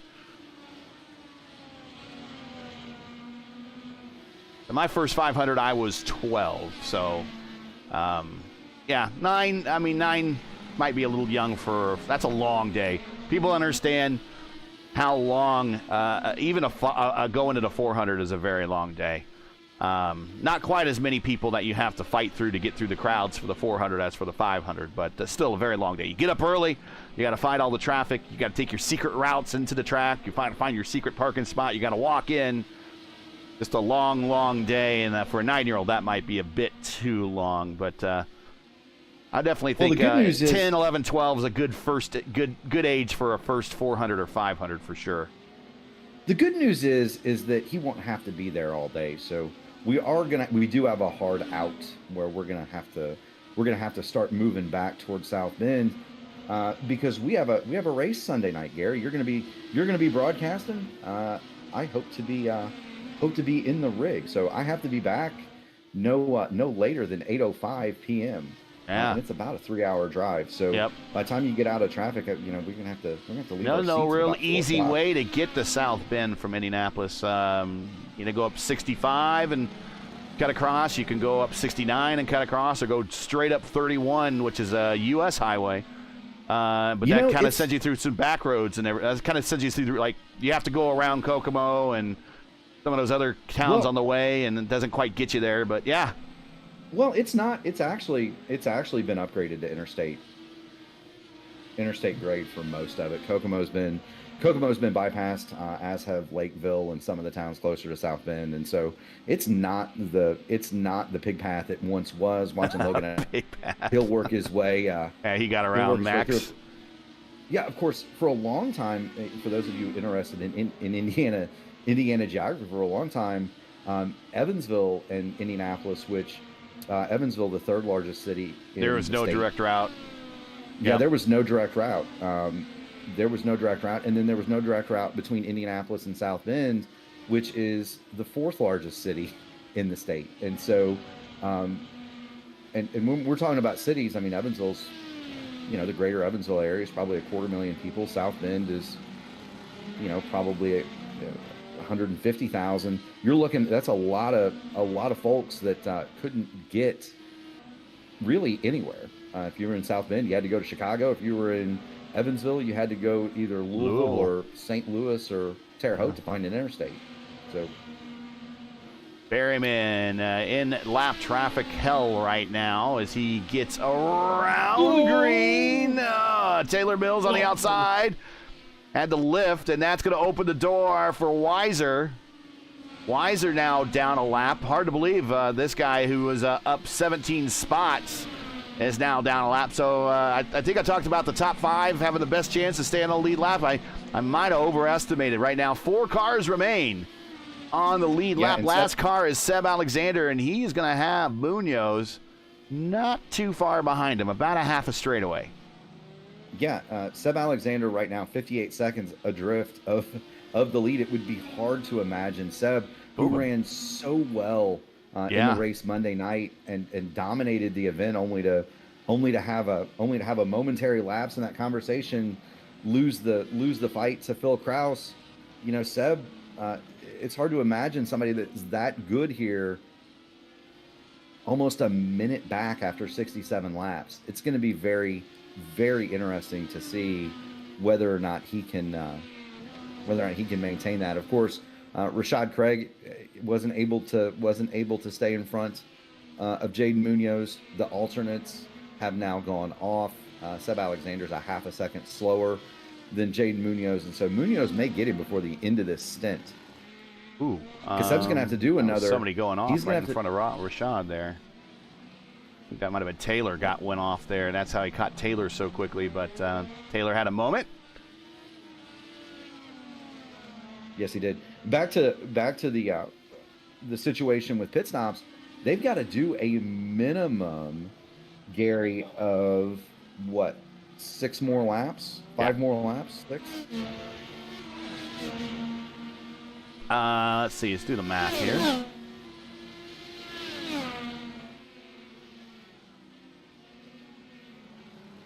$28 to go now, so Yeah, I would say, more. yeah. I mean, yeah, that would get him to lap 74, 75, and that would put 20-ish to go. So that would definitely get home for a final stop and a short fill.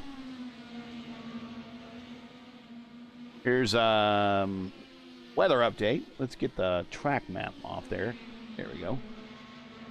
Weather update here. 84 degrees on the track temp, 68 on the ambience. A little bit of a wind from the west, 10 miles per hour. Remember, we are in the mountains here. And if we had this race in the morning, chances are you would see fog, or at least foggy conditions. And that, looking at that humidity, if that was definitely in the morning, if it got cooler here, yeah, looking at that humidity, we would see for sure see fog. Well, here's one for you, Gary and Ryan. And I've said that iRacing should do this. They should allow us to choose the green or the brown package for Sonoma and Laguna Seca. Oh yeah. Yeah, I was just thinking. Funny you mentioned that. I was just thinking about that earlier in the race. But yeah, I definitely agree with you for sure. This is very much the brown package that you're looking at. There are, if you could find them pictures on the internet of Sonoma and Laguna Seca when the foliage is in full bloom all the way around the racetrack. You know, it is, and it's shocking to look at those two tracks when there's green grass. Of course, Sonoma with the herds of goats and sheep that mow the lawn there. You see cars testing. Sorry, that was. I don't know who that was. Again, I have to go back and look. That was Jason Green, Mills, Harker. Those guys back in there just had a moment in the top of the. Wait, I think that was Whalen. Yeah, watch this. Not Whalen. First of all, Green snaps wide, goes into the dirt that we were just talking about. And here comes Whalen, top of the corkscrew, and he knows he has a fast car, and he drops a wheel. And now he's just trying to slow down before re-entering the racetrack. Green goes wide. He has to go off. Taylor just keeps it stuck to the inside, but all of a sudden, Green's right there in front of Mills. Just the closing rate in these cars, once again, it doesn't have to be in an oval to even make it fast. This just shows you how fast it even happens on road courses.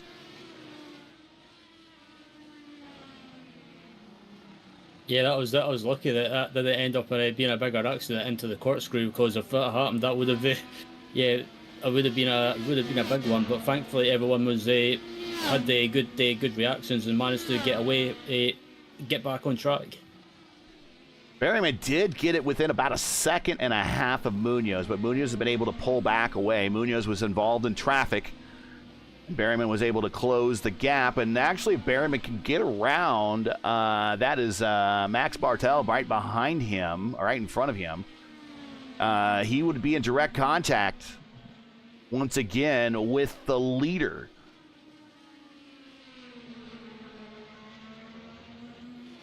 Just to kind of close that thread up, Gary, about Sonoma and Laguna Seca, they're essentially on opposite for people who don't follow the geography. They're essentially on opposite ends of the Bay Area.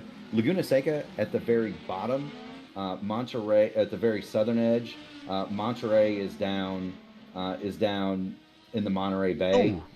You've roughly got San Francisco, Palo Alto, San Jose in the middle, and then Sonoma is at the very northern edge of that geographical area. So that's why they kind of look very similar. Oh, we got two black flags on pit road right now. Pellegrino and Berger, black flags coming to pit road.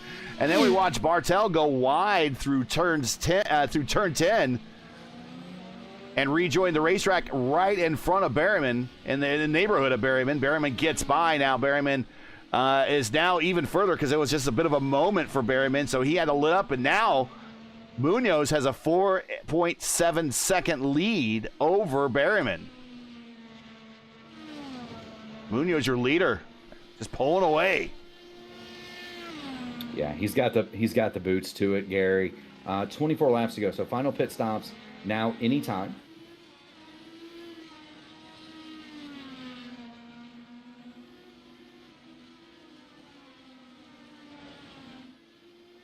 And here comes Seb to pit road before he goes down a lap, and he locks up the wheels, and he's into the wall. And I was right in front of our leader.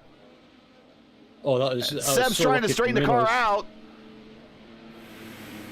Let me go back a little bit. Let me go back a little bit and see what I got the pit in camera, so this might not be the best angle right this very second.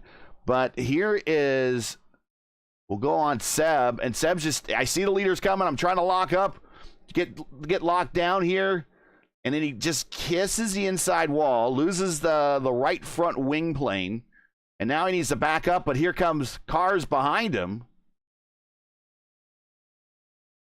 And that's Berryman. But watch from Munoz's point of view. Oh. Watch from Berryman's point of view. He's not sure what's going on. It's like, whatever you do, don't move, man. Don't move. Alexander did a really good job not moving, holding the car still so the leaders could come through. But that might open the door for Weiser to get a beat on Seb. The good news for Alexander, if there is any, is that it was just a front wing. So he let the leaders through. He backed it out of the tire wall. No harm done. Alexander has rejoined the fight, as Paul Page would say. He is still firmly ensconced in fourth. Will Weiser is about 12 seconds back. The good news for Seb, those guys had a huge, and I mean a huge lead over kind of the rest of the field, Gary. They were 20, 30 seconds up on everybody else. Right, here's Will Weiser. He is done and away on pit road. We're going to see if he comes out in front of Seb Alexander and picks up another position. Here comes Seb. We're going to have a battle for position as he comes off of pit road. Again, very narrow pit road, almost drops a wheel. Now they're side by side. This is a battle for a top five inside of the top five. And Seb Alexander with the warmer and more up the speed tires, excuse me, because Weiser, he has the same tires, but he needs to bring them up to temperature and up to speed so he could maybe attack Seb. And Seb might be able to hold on to this thing. Seb's got 4 spots. Will Weiser back in 5th. Yeah, Seb's got the hot tires, though, so he's going to be able to pull away just a little bit over Will Weiser. Alexander will move his car back into 4th. Weiser will drop to 5th. That leaves Munoz, Berryman, and Nathan Moore as really the only cars on the lead lap. And honestly, Nathan Moore is in danger of going a lap down to his Williams eSports teammate as well. Depends on how if he's going to catch him. Let's see, where is Moore? Where's Munoz? There's Munoz. Well, I don't see Moore on his timing as the next 3 cars ahead of him, so he's not within at least 3 cars. So he might show his teammate a little mercy and not lap him if he doesn't have to. Rashad Craig, black flag. What happened? Rashad Craig has been black flagged. My guess would be too fast entering or exiting. No, I think he might have reached the incident limit. Now that is possible here. Ryan, why don't you talk about the incident limit? How that would work? Here? Yeah, so you probably think there's not really many places to go off track and get incident limits, but also another thing you've got to take into account as well is the contact of other cars. So maybe just a slight touch, getting a something like a 4X, or and when you add off tracks as well, especially in for example the final quarter, it doesn't look like it, but if you run too wide on the exit of the final quarter, you can get an off track. And also as well, the entry into turn 1, if you go over that concrete on the outside, just a little bit too much, you can get an off track. So when you when you take into account some incidents and the off tracks as well, it does add up. And unfortunately, it looks like Rashad Craig might have been the unfortunate victim of that. And he Yeah, has withdrawn. He has went ahead and retired the car.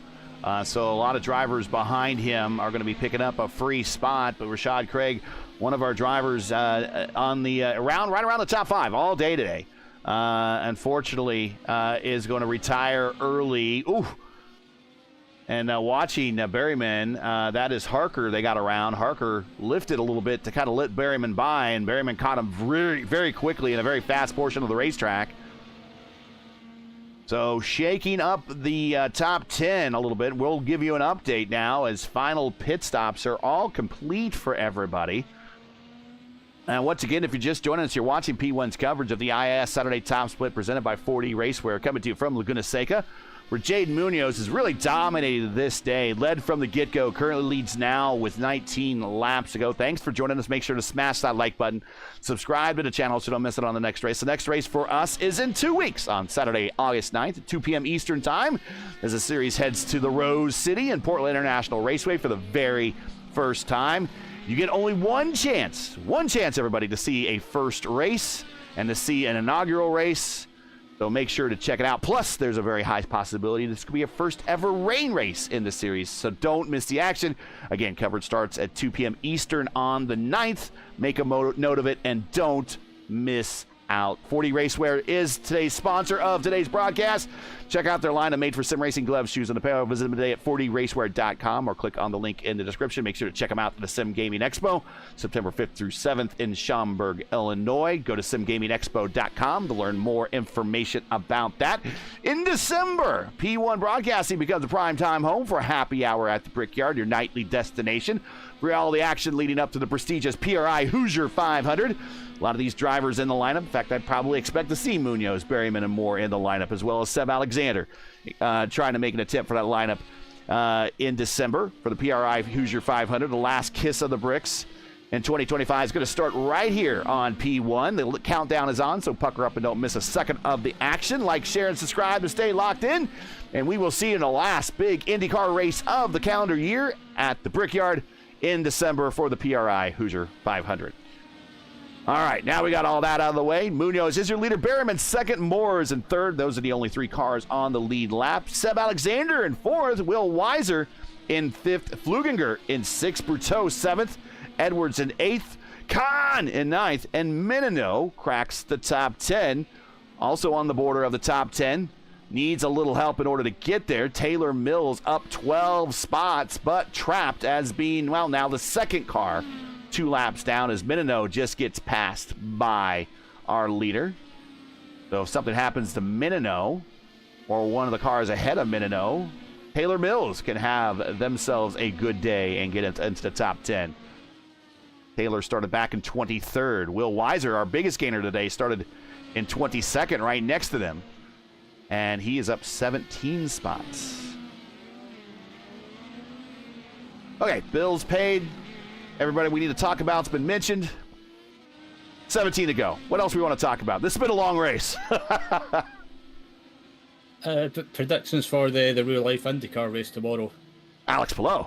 If I don't know if there's been any qualifying or spoilers, or don't put them in chat because I haven't seen anything from today. But I haven't either. Alex Palou, I mean, he's won 2 of the last 3 here, and the only driver to separate him out of winning 3 straight was Dixon. Another good driver that does reasonably well here is Colton Herta. And if Colton or Palou get their 3rd win here, they'll move into second all-time in terms of the all-time winners here at Laguna Seca in IndyCar history. I almost said Alex Zanardi, but not Alex Zanardi. Only Bobby Rahal has more wins than everybody else.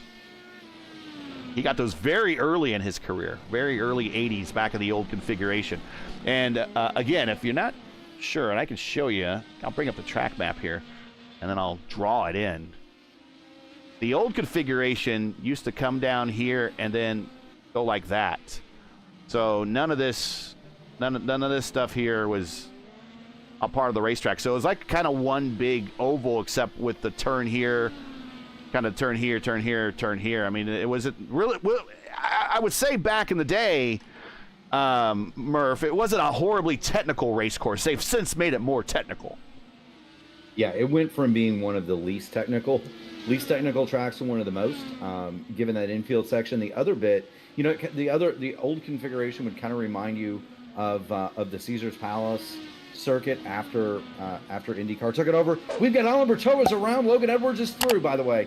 Alain Berteau went around at turn 6. And a black flag. And a black flag. And black flagged, yeah. This could be an incident limit thing as well. Could be, but Alain Berteau was riding along in front of Logan Edwards. He's got the ship righted, but kind of similar to what Christian and some of the others were talking about in chat. He was losing the car even before going in the 6. Yeah, that tells me brake bias, maybe. Watch this. Just that car snapped around on him. Yeah, he was losing it as he starts to turn in. He was losing it before. Yeah, see, he's losing it before turning in, and he tries to catch it. And I think he does a good job at skidding most of that on the tarmac and getting the speed down before going off into the dirt and then scooting across it. But now he needs to try to bring this thing back up to speed with a lot going through, first of all, dirt, and second of all, just a lot of debris on hot tires right now. And there he's back underway. Yes, he does. Now he does get a drive-through after all that. Yeah, and he's already answered that. He's answered the drive-through. He's back out in 10th. He only lost 3 spots, Gary. Such is the separation in the field. I was about to say that Logan Edwards and Alain Berteau were really the only fight for position that were out there. Gabriel Pellegrino and Joseph Harker are pretty close together for 17th and 18th, and Will Weiser remains within a second. He's within striking distance of Seb Alexander, but everybody else on the course is pretty well separated, boys.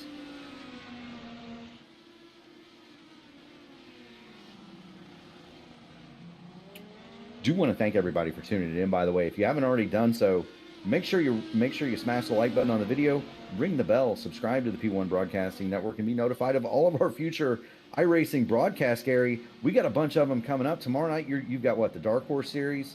That's from, I believe, California. Fontana, the late, great Fontana. Yeah. Tomorrow night, 8 p.m. Eastern Time. That's the longest running organized DW12 series on the service. Check them out. 8 p.m. Eastern Time.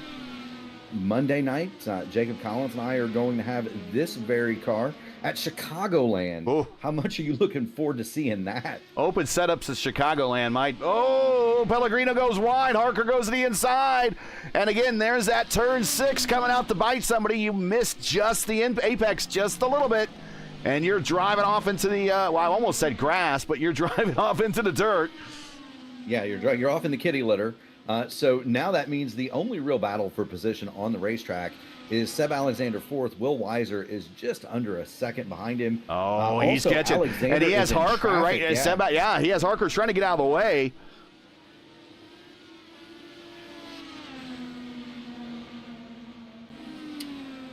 Yeah, Monday night we're going to be the Indy Open Series in Chicagoland. Won't that be fun? Tuesday, where does the Techtopia Indy Oval Series visit? The Indy Oval Series will be at Nashville. So it'll kind of be our second-ish short oval of the year for the Indy Oval Series. Is coming off of Iowa last week. So we're going to see how the aero package kind of makes these cars, if that makes anything better, at Nashville. That is Tuesday night. Then also Monday after Murph and Jacob bring you the action from Chicagoland for the Indy Open Series. Check us out at 9:30 p.m. Eastern Time. The ISRA Open Wheel Series, with just a couple more weeks to go in their season, goes to round 13 at Kansas. So we got a Chicagoland race and a Kansas race back-to-back on Monday night, and we know how these cars race at those two racetracks. So if you like wheel-to-wheel and photo-finish action, check us out on our second-to-last Monday doubleheader for at least the foreseeable future. will be 8 p.m. Eastern with Mark and Jacob at Chicagoland Indy Open, and myself at LGN at Kansas for the Sim Gaming Expo ISRA Open Wheel Series Season 2 before they reach the end of their season. Round 14 is the final race of their season at Pocono next week, considering we'll just consider this Sunday, so we'll call it next week. But yeah, that is the schedule, and so a lot of early action. Then Mark, you're back to work Wednesday night for the Horizon Series, and we're both to work on Thursday night. Then you're back on Friday. So busy week for us here on P1. It is. You've got the Horizon IndyCar Series. That's going to be at Gateway, Worldwide Technology Raceway. That's going to be at Gateway on July the 30th. Of course, Ryan Eric King and I will be on the call for that one. Sam Crow and I are going to have the AMA, the Blackmagic Studios Grand National Series, on Thursday from the Big Oval in Indianapolis for the Brickyard 200. And then the Premier Series, they do it backwards in the AMA. So the Cup cars are the entry level.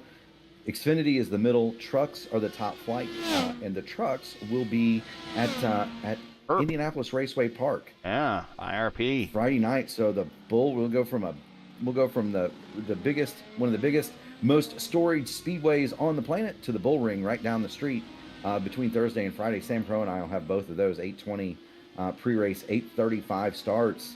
And that'll bring us right back to Saturday, and this series is off, isn't it? Yes, Gary? so I get the week off. You know, speaking of IRP, I really wish if iRacing would like to scan something else. Scan the road course at IRP. Historically speaking, it is one of the most important road courses in the history of IndyCar racing. That's where Mario Andretti got his first ever IndyCar win, on the road course at IRP. I would love... I don't know how wide the IRP road course is. I don't know how well these cars would be able to run there, but I would love the opportunity to see IRP, the road course, on future IndyCar schedules, whether it be leagues or whatever. That would be a whole lot of fun because, like I said, historically speaking, that is a very important road course to IndyCar history. One of the very first contemporary IndyCar modern era road course races was held there. The Hoosier Grand Prix. Yeah, not just Indy cars. It's historically significant for stock cars as well. USAC had a very successful stock car division that ran until the early 70s. Yeah. And they used to race at Indianapolis Raceway Park as well. And so it has historical significance for both. I don't know. I wish when they did the road course race at Indianapolis Motor Speedway in September during the COVID years, I wish they would have gone to IRP and run the road course there instead. I don't know if it's safety-wise compatible. It might be a safety thing, yeah. Yeah, it would have been tremendous to have had that historical nod, and I'm sure that the good people at IRP could probably use the money. But I don't know. Right now, the NHRA has not been very friendly to IndyCar racing, based upon the slogan that Fox gave IndyCar racing. Well, and here's the thing for people that don't know it. Indianapolis isn't just the home of the Indianapolis 500. A lot of or the Brickyard 400, or the United States Grand Prix for many years, motorcycles and cars. Indianapolis Raceway Park hosts the U.S. Nationals, which is the world's biggest drag race. So for a long time, Indianapolis, and that's over Labor Day weekend, Indianapolis for a long time, Gary, held the 4 biggest events on the planet. Oh yeah. Now I don't know if the U.S. Nationals still draw what they once did, but it's still the most. It's my understanding it's still the most prestigious out of everything on the NHRA schedule, the U.S. Nationals. So. Right, but it used to draw. I mean, it used to draw comparable to the Brickyard 400. I used to one of my just after my wife and I got married, we had a apartment over in Avon, and I remember on Labor Day weekend you could hear the U.S. Nationals just go out our back porch there, and you would hear it whoa in the distance. 7 laps to go now. Will Weiser has fallen further behind Seb Alexander. There's no real threat for any position on the track. No. That would be the closest Jaden Munoz has it well in hand. Peter Berryman has it under 3 seconds and is closing slightly, but with 6 laps to go, unless Jaden Munoz makes a mistake, he and Peter Berryman are going to walk away. The only question that remains really to be decided is, does Jaden Munoz lap teammate Nathan Moore in third? Moore is still, he is 7.5 seconds ahead of Munoz. And catching, not by much. And again, if they're in comms together, you know, Munoz might just show mercy and say, nah, I'm not going to lap you. Because there is nothing more disheartening than driving these cars for 2 hours on a very hard race course for 95 laps. And then, you know, getting to lap 93, 94, and then getting lapped. Especially getting lapped by your teammate. So I can't imagine that he would do something like that.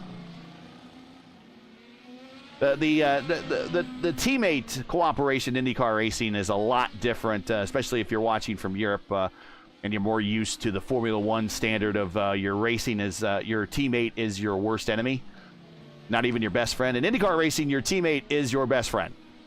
You work a lot together. You work on strategy together. You cooperate together.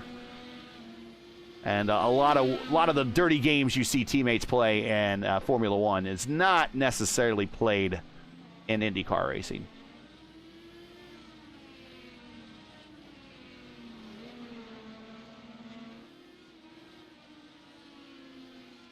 Berryman within 2.7 now of the leader. Leader kind of taking it easy. Leader has come up to the back of Freckleton.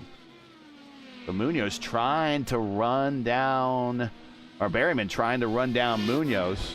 Both are on, I believe both are on the alternate tires. So they are going to both be on the same lap count, roughly 18 laps into their stint.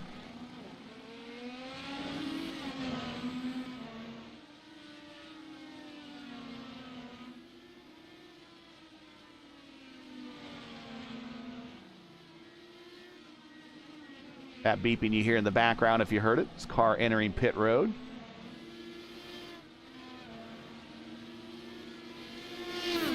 And Munoz to the inside of Freckleton through turn one. Ooh, gets a little close. That's okay. They make it through their Andretti hairpin.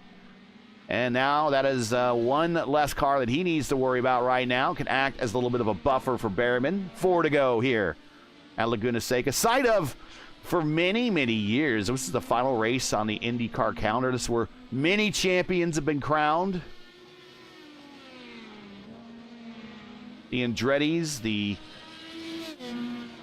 Zanardis, Vassars. Who else has been dubbed the champion here? Allenser Jr. Nigel Mansell. Will Power.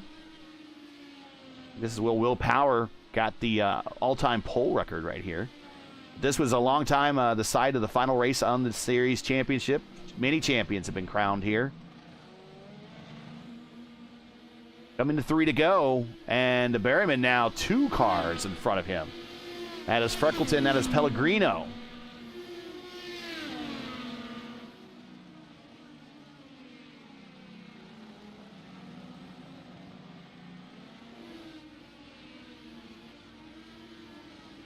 And Pellegrino lets Berryman on by.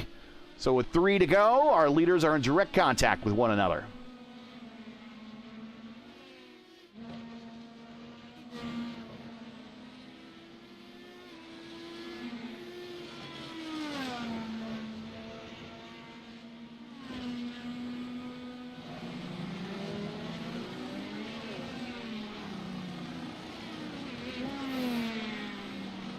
Yeah, and I think at this point of the race as well, we've just about pretty much just about to go to about just under 2 laps to go. I think at this point Munoz is just controlling that gap, and pretty much it's not really pushing at this point of the race, but can't afford to stay back off too much. Otherwise, it's one of those things. If you back off too much, you'll lose your concentration, and that can lead to a mistake. Yep, and that's for sure. I mean, we've already talked about how the tolerances are so tight here. Missing just your apex in turn 6 is enough to send you off into the grass. And we've seen it before, not on channel history, but in broadcast history that I've done on races here. We did a race in the Formula Indy Series, Season 1 or Season 2. Might be able to check that out on the old channel. And Liam Quinn, a longtime member of the community, many IndyCar wins and many leagues, took the white flag here in the Formula Indy Series, and as he came to turn 6, actually spun out on the white flag lap and handed the win over to somebody else. So it is possible, and if you lose your concentration, which it is easy to do, and this is a long race, and a lot of stuff can also happen to your computer in the meantime. Now would be a really bad time for like a Windows update or something, you know? But anything can happen that they want to bring these cars home. And just like they talk about in real racing, where drivers begin to hear sounds of their cars that weren't there before in the late stages of the race and begin to wonder as the white flag is out, can I make it home? Same things go through the back of our minds here for sim racers. We did see that happen, Gary, in the open race. Seb Alexander, well on his way to winning that event. Momentary lapse of concentration of the corkscrew let Phil Krause through. And so it does happen as we watch Jaden Munoz work his way up toward the top of the hill one more time through one of the most famous corners in all of auto racing. But Jaden Munoz has it well in hand. If he makes it through here, he'll be in great shape. Does have Taylor Mills in front of him. Does he have to attack? Doesn't have to. And I don't think he's going to. Has himself a 2.4 second lead. There's Berryman just entering the exit of the complex that has the corkscrew. Final time off of corner 11. Jaden Munoz looking at another win here in the IIS Top Split broadcast and has a dominant day at Laguna Seca. Your winner here in wine country. Me, you, and the Bay of Monterey, and Jaden Munoz, your winner here at Laguna Seca.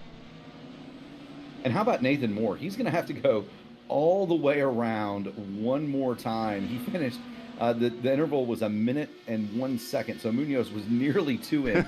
Nathan Moore is going to have to make the entire lap, as is Taylor Mills. If I were Mills, I might have just pulled over and said, you know what, I don't want to run another lap. But, for those guys, they've got to come all the way back around here, Gary. Dylan Frickleton picked up a black flag somehow, so he is finished, but he might have got a incident limit right at the checker flag, so that might impact how the standings come out. So when you see the standings here momentarily, and we will watch Nathan Moore come home in third, just consider if the standings look odd, just consider them unofficial for the time being, and we'll let iRacing shake it out. But there is Nathan Moore, a podium finish. For the guys looking to finish on the podium for the championship, this is a good omen for that effort.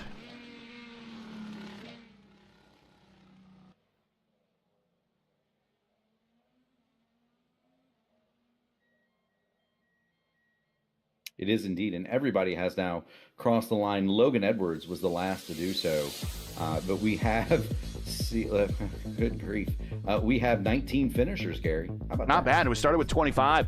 Jaden Munoz with the win, 2.5 seconds almost over Berryman, who comes home second.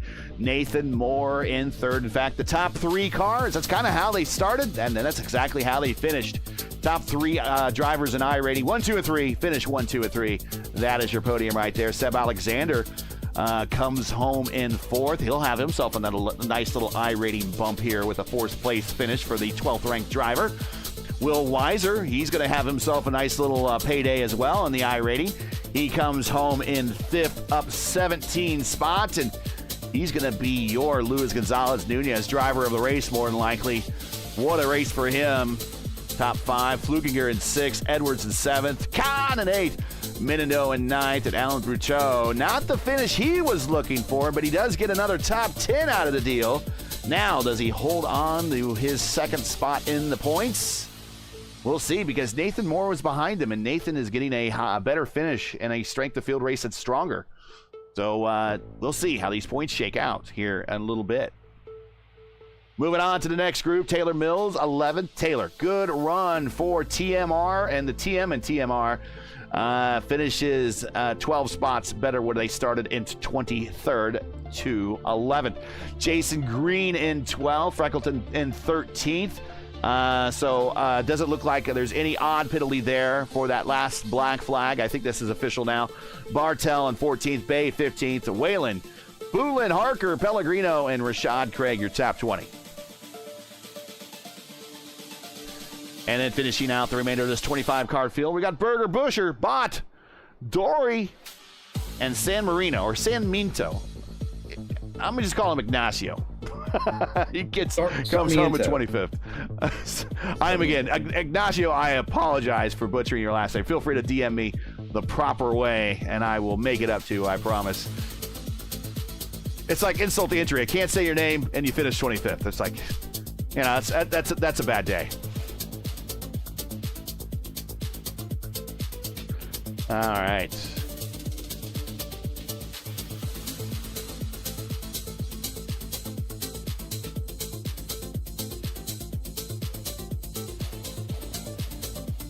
And we just need to rack up some interview or some replays here, and then we'll check out the interview room.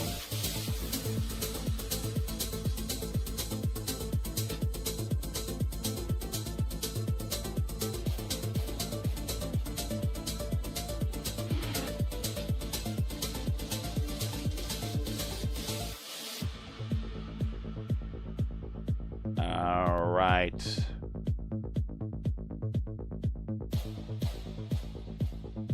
Purple lap belongs to Munoz as well. I think. Sweet. Did he do the I don't think he led every lap. I don't think he got the Grand Salami. He got real close though. No, he didn't. He got the sweep, but Rashad Craig did lead some laps. Yeah, I think Rashad got at least a couple of laps led there. Let's get into the interview room here.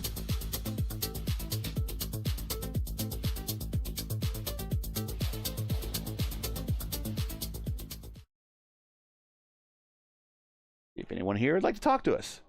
And there is Nathan Moore. We'll bring him on up right now. Here is Nathan Moore finishing third here today, and a good finish for you, an extremely long race. First question, I think it might be the obvious answer. Are you tired? Second question is, good finish because you're trying to run down Alain Bruteau in the standings. You got back up to third in the standings, and now Bruteau didn't have the greatest race, but you got a P3, he got a P10 and a higher strength of field. You might be able to reel him in a little bit. Yeah, it was a very long race, and yeah, I'm a little tired of it.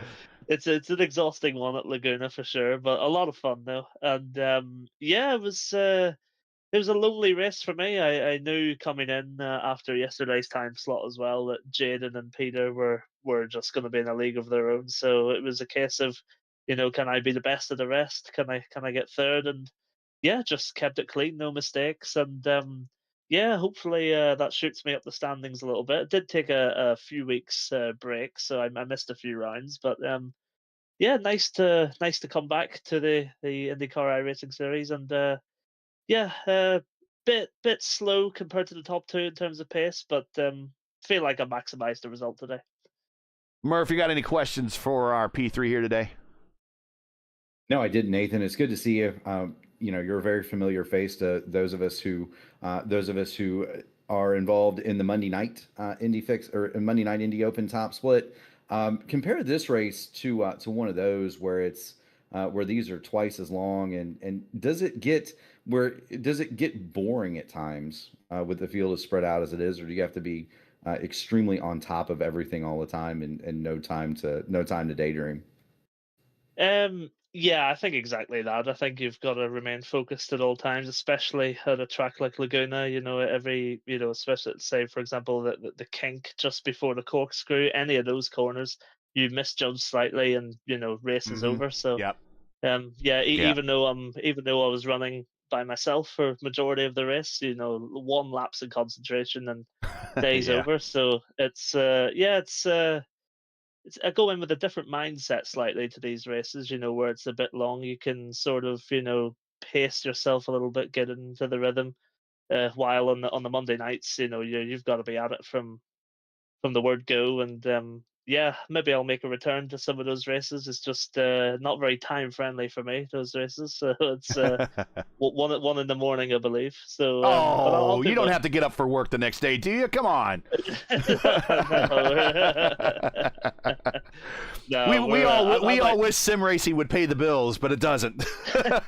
yeah, yeah, I might make a return to those races because they're a lot of fun. And yeah, it's a different dynamic. A sprint. Not a lot of time to, qualifying is very important. While here, oh, of course, those things are important in IIS. It's yeah, you can be just a little bit more patient. You've got a lot more time, a lot more pit stops to focus on.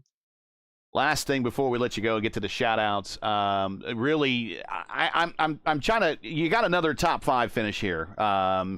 Your stats this season in the IIS, I got them jotted here down real quick. You're third in the standings. You got the one win that, to your credit, and one of the splits that you participated in. 9 top 5s, now 10 top 5s. In your 21st start, but only 16 incidents. And today, you only got 5 more incidences. And that was, again, the least number of incidences out of all the drivers in the lineup, certainly everybody who finished. How do you manage to every race just not get all those X's on your record? I mean, that's your level of you got to be really, I mean, not just physically exhausted at the end of this race, but mentally exhausted, because every single lap you're not making mistakes, whereas there are at least 3, maybe 4 other drivers in this race that got a black flag because they reached the incident limit. Yeah, it's something I pride myself on, to be honest. Even though sometimes I'm not quite up there with Jaden and Peter. I'm not quite the fastest, but yeah, I do try my best to not get too many off tracks. There's 2 ways of looking at it. Maybe I'm not pushing hard enough, some would say, but no, I like to keep it as clean as possible. Not get too many off track. A bit of a perfectionist in that sense. I don't like to get too many. But yeah, so some others would say I'm maybe not pushing the boundaries hard enough. So it's a balancing act, really. It's yeah, it's difficult to keep the concentration up and not get too many off tracks. But yeah, I feel like if I'm getting it off track, I'm making a mistake. So Yeah. that's my mindset Yep. with it. Yep. So It's kind of how mine is too. A man after my own heart. Yeah. Congratulations on the P3. Any shout outs, friends, family, sponsors, anyone want to say hi to before we let you go? well, thank you very much. And yeah, I would say a shout out to Williams eSports, of course, and my teammate Jaden for the prep that went into this one. And yeah, shout out to you guys as well for broadcasting these races. It's really, really fun to watch back. So yeah, thank you for all the work you do, and much appreciated. Oh, there'll be a lot. It's going to be a lot to watch because it was a long one. But congratulations on the P3, and Thank you very much. take the time off because I think everyone's going to need it. And Portland is next, an inaugural race. So I'm sure everyone's going to be up on the wheel for that, and we'll see you in 2 weeks when we go to Portland. Thank you very much. That is Nathan Moore finishing third here today. Let's bring up Peter Berryman. Here he is. You heard him here last, winning the Indy 500. Comes home second today. Nothing quite for Jaden. Man, I don't know if I jinxed you from the get-go, Peter, because normally I said during the introductions of the starting lineups, normally when you're in the race, you win it. So I was picking you from the get-go, and well, maybe I jinxed you. Maybe I didn't. You came home second, but there was really no running down Jaden. Talk about your race, though. Much like Nathan, you were kind of by yourself for long portions of this race. Yeah, I mean, it's tough. Like, I'm not gonna sit here disappointed. Like Jaden's really quick. I think the last time we raced was Long Beach, and again he was really, really fast that day as well. I just think he ran the wrong strategy there, which is probably why he felt he wasn't as fast as he was. But yeah, it's so tough here. I think even if we sat here and ran 1,000 laps, I don't think I would ever be able to overtake. The dirty air is just so difficult. That first stint, it fries the front tires trying to stay with him, and then from there it's just difficult to really do anything. I tried to sort of offset in the second stint with the primaries and hoping that I could maybe get back at him. I sort of pulled back a few seconds in the stint that he was on the primaries, but yeah, like I say, it's just once you get into that underneath 2 seconds, 1.5 seconds, the dirty air is a proper kick in the face. Murph, you got any questions for Peter? No, I mean, Peter, it's always wonderful to see a driver of your caliber in one of these races. You've got three to go. Portland, the Oval at Milwaukee, and then the finale at Nashville. Three very different kinds of tracks. What are you anticipating for the remaining three races? I think time isn't really on my side personally. I wish I could have done more of the ovals this season, but for me, I think Portland's going to be the last races I'll be able to do. I've got a few things coming up on my schedule that clash, unfortunately. But Portland for me looks interesting. We've got a bit of rain, which Oh yeah. I'm not sure how many people have really experienced it too much. I know for me, I've barely driven a lap of that. So from what I've seen in the forecast, it looks pretty interesting. We could get dry to wet, wet to dry. So I yeah, think looks exciting. if you want an example, I believe the Indy Open race at Mid Ohio was changeable conditions, and we had that here on P1. So you might go back and watch that one. If I believe that's right, it was Mid Ohio that was changeable. So we've seen it a little bit, but never full wet, and so it'll be interesting for us as well. Yeah, like Portland looks fun. I've driven a few laps there. Obviously, it's relatively new to the service, and yeah, it's a really fun track. So hopefully the racing's good as well. Peter, my last question to you before getting to shout outs. Same question I had for Nathan, 95 laps. I mean, it just seems like a mini endurance race here today. How are you feeling physically, but above all mentally? Because we talked about it during the broadcast. The tolerances here are so tight that dropping a wheel in the wrong spot, we even saw like during practice for the real IndyCar race, practice one, dropping a wheel and you just send the car off in another direction. The tolerances are so tight. You had to kind of be up on the wheel every lap, every turn, every moment of this race. Yeah, it's a bit of a weird one, to be honest. Apologies for that. Like, I think if I was on my own for 95 laps, it would be a much tougher race mentally because there's just nothing. You know, every lap feels 3 times as long as it is because I had Jade in there, and you know it was almost like a carrot being dangled in front of me for 95 laps. You sort of switch off, and you're just looking at the gap every lap. What's the gap? What's the gap? And before you know it, you've ticked off 60, 70 laps, and it doesn't feel like much. Eventually, when I stop, obviously I'm a bit sweaty, and my hands are a bit sore. Obviously, with the high load corners and the corkscrew as well. It's quite a hit on the front axle, but. Yeah, I think these races are a bit nicer when you've got that sort of carrot to chase, let's say. Shout outs, friends, family, sponsors, anyone you want to say hi to before we let you go? I'll just say thanks to you guys for putting on the broadcast. Obviously, you get the SOFs up and it's good fun. So yeah, thanks to you guys for the broadcast. Well, I hope to see you in 2 weeks when we go to Portland. Congratulations on the P2. Get some rest. Yeah, thanks guys. Have a good one. Peter Berryman coming home in second. Let's go ahead and bring up Jaden, who got the win, and a dominant day. Here he is, Jaden Munoz, the William eSport entry, getting the win, starting on the pole, getting the win. Let's see, got the fastest lap, got everything but the Grand Salami. You didn't lead every single lap, but that's not a very easy thing to do, but a dominant day nevertheless. Congratulations. And again, much the same way that I've asked the other two drivers, once you kind of broke away, you were kind of racing by yourself for a lot of this race. How are you feeling physically? Because this was a very long race and a very demanding racetrack. And of course, most of you guys are using very professional style force feedback wheels, but how are you feeling mentally? Because we talked about it again a lot in the broadcast about dropping a single wheel here is almost a death mistake here, sending the car off into the barrier and knocking off a wing or sending one of the corners askew. How are you feeling physically after this one as well? How are you feeling mentally after this one as well?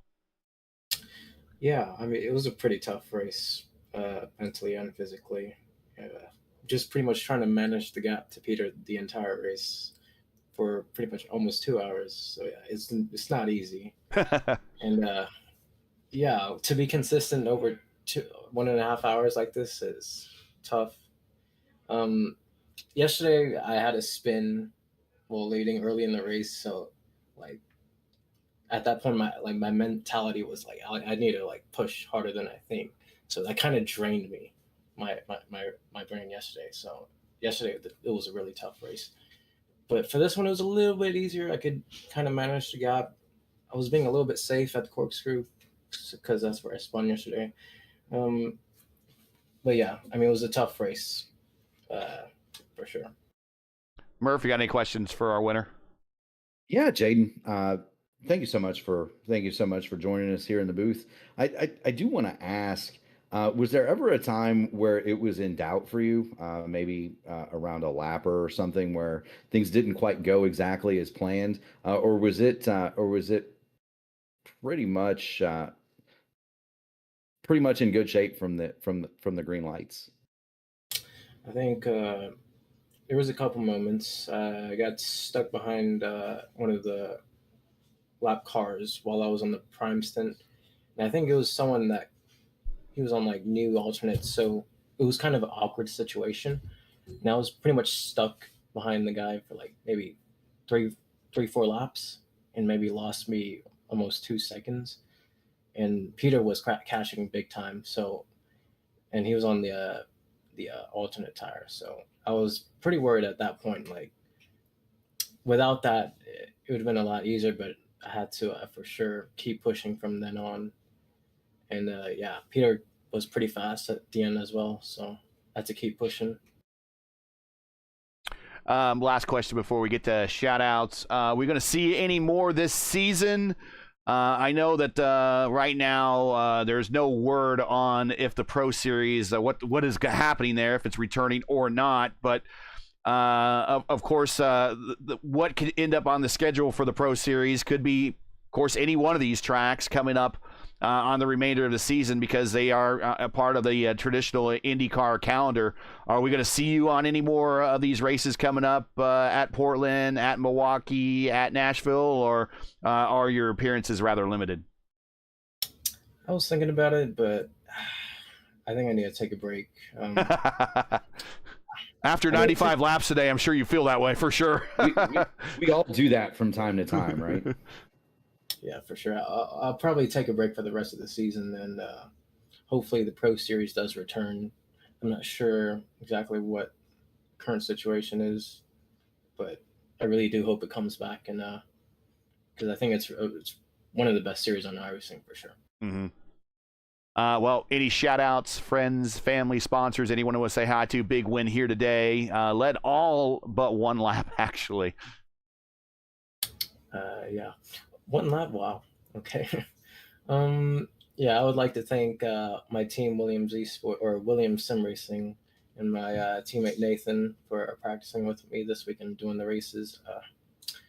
And Peter for racing. It was a really close one yesterday and today, so props to him. And yeah, that's it. Yeah, I think again we're gonna double check the stats. You might have got the Grand Slam. I'll double check that. It could have been from some people staying out. Yeah, I think we think Rashad might have led a lap when the pit stops were overlapping, but I'm not sure of that. I'll have the guys check after we wrap up with you. But man, it doesn't make your performance today any less impressive. Congratulations, sir. It's good to have you in the lineup. Good to see you again. Good to talk to you again, and hopefully we see you in future races. If not, congratulations on the win, and we'll see you whenever you're in the lineup next. For sure. I'll see you guys. Yeah, Jaden Munoz, the winner here at Laguna Seca. Also joining us in the booth is IIS ambassador Justin Petschauer. You hear him on our Tuesday night broadcast here for the Indy Oval Series. Justin, how'd we do, and how'd we finish? I would have qualified, but after seeing guys throw down 107s in qualifying, I just said, you know what? There's probably going to be chaos.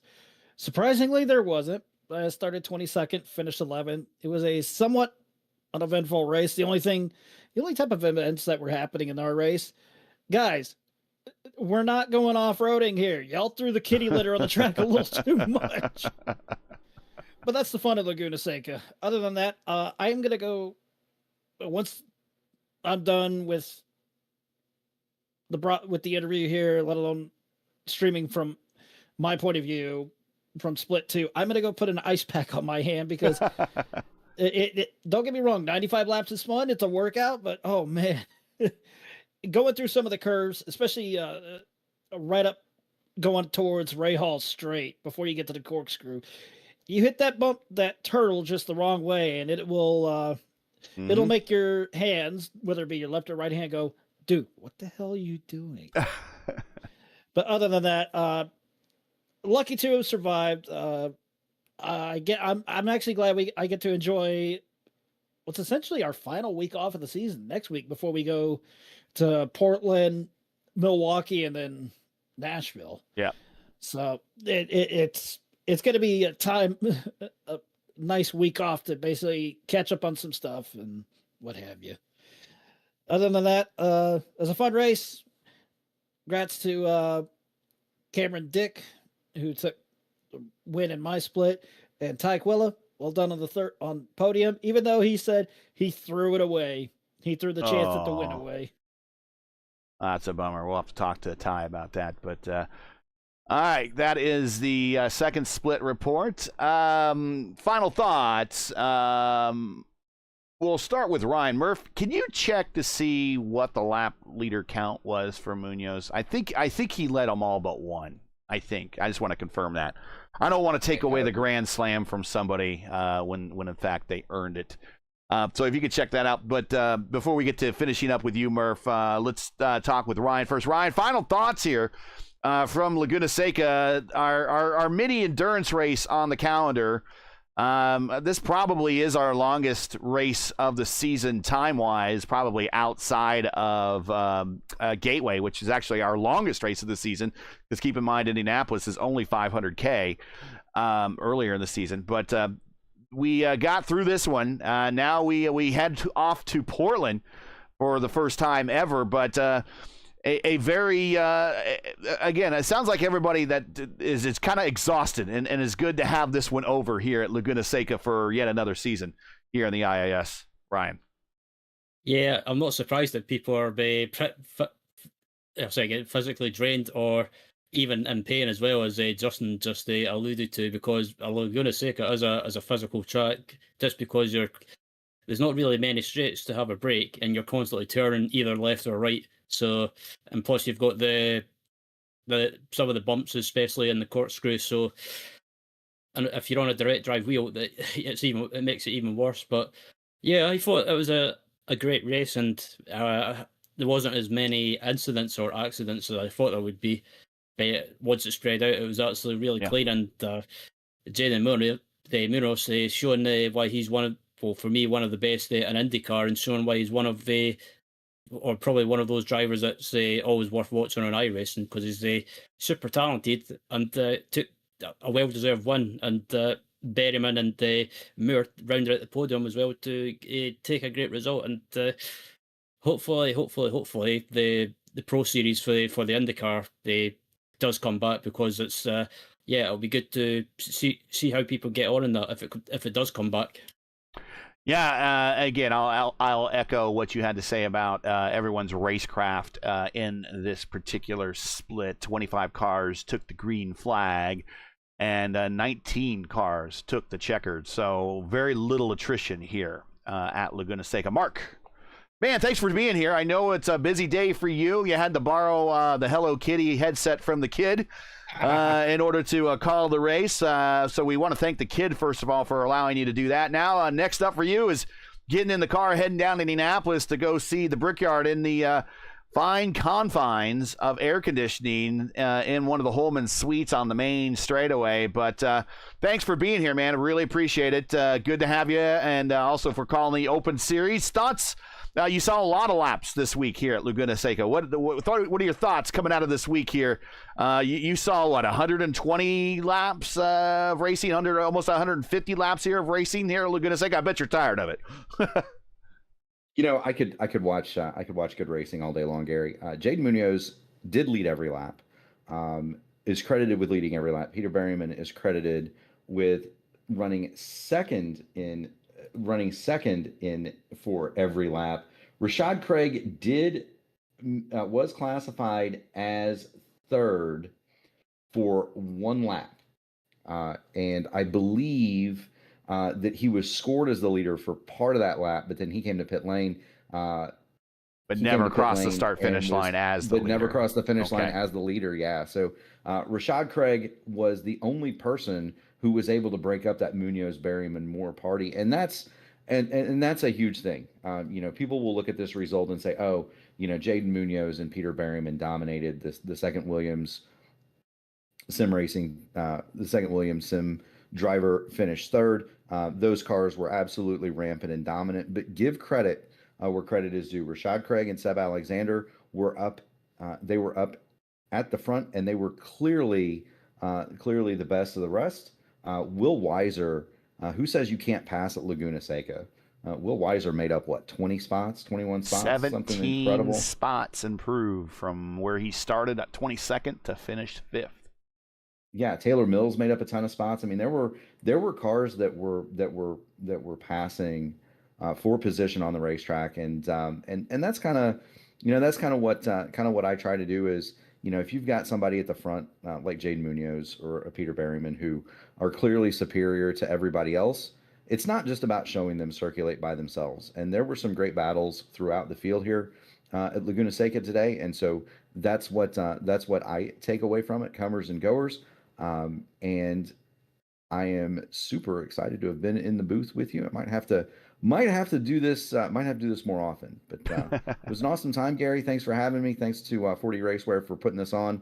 And I will see you. Hopefully I can make it back to make it back from Indianapolis in time to enjoy the Dark Horse race tomorrow night. So to confirm, Jaden Munoz did lead every lap. Yes, he did. He was credited with leading every lap. Peter Berryman was credited with running second every lap. Rashad Craig did make it to third. He did make it to third and led briefly on the course during the first pit cycle, but did not cross the finish line in the lead. Yeah, I believe the start-finish line is, I think, right near the outline of pit road. So even if you come to pit road, you don't cross the start-finish line until you're right. really and I done think with pit road. Yeah. I think that's the situation where he came to pit road as the leader, did stop short, and Munoz passed him back before Rashad Craig could lunge back across the line. But that was during the first pit cycle. Other than that, Munoz led every lap, Berryman second every lap, Nathan Moore was third for every lap, but the first pit cycle. Checking chat real quick before we get out of here. Leon, damn butchered my name. Yes, we are the butchers of name. I'm trying to channel my inner umlaut in German from to try to say Fluginger, and I don't think I'm saying it quite right. I tell you what, just DM us the best way to say it, and we'll make sure we say it right in the future. But we are the butchers of names. That's one thing that you can guarantee. We might not have the best quality of calling a race ever. We might not have the best production quality, but we can dang sure mispronounce someone's name the best out of everybody. we not only that. You know, I don't know about Gary's production quality is pretty good. Mine is probably not, but I can butcher a name with anybody with the best. I butcher my own name, Gary, and I butcher my own name. And it's one syllable. So I do want to congratulate Jaden Munoz on the Grand Slam. I mean, that is a kind of a rare feat. That does not happen very often in IndyCar racing.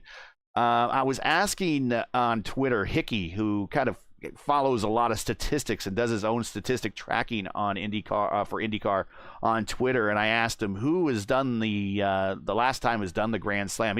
First of all, I didn't know what the Grand Slam was. I had to explain it, but I think he said it's only accomplished twice in the DW12 era.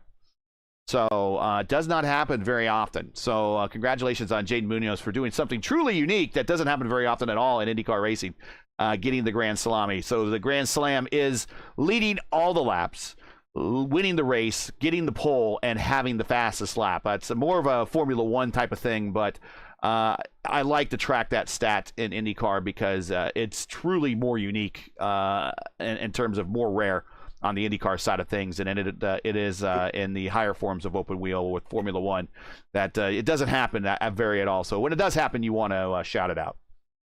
One other item, Gary, that I wanted to mention to you, I pulled the channel dashboard up because I'm a nerd like that, and 1,251 subscribers. So thank you very much to all of our fans and the people that support us. 1,250 subs got passed during this event, and that's a huge thing. So from me and Gary and everybody at P1, thank you so much. If you haven't done it, make sure you ring the bell to subscribe to P1, and I'll let Gary do the outro, and we'll get out of here and go watch qualifying on a delayed basis from the real race at Laguna Seca. How about that? And I'll give everyone back their Saturday. So that's it for today. Once again, your podium from Laguna Seca, Jaden Munoz with the Grand Salami, getting every box checked, gets the win here today. Peter Behrman comes home second. Nathan Moore, in his effort to finish on the podium for the championship, comes home third here, trying to run down P2 in the standings, getting off to a good start here in the final stages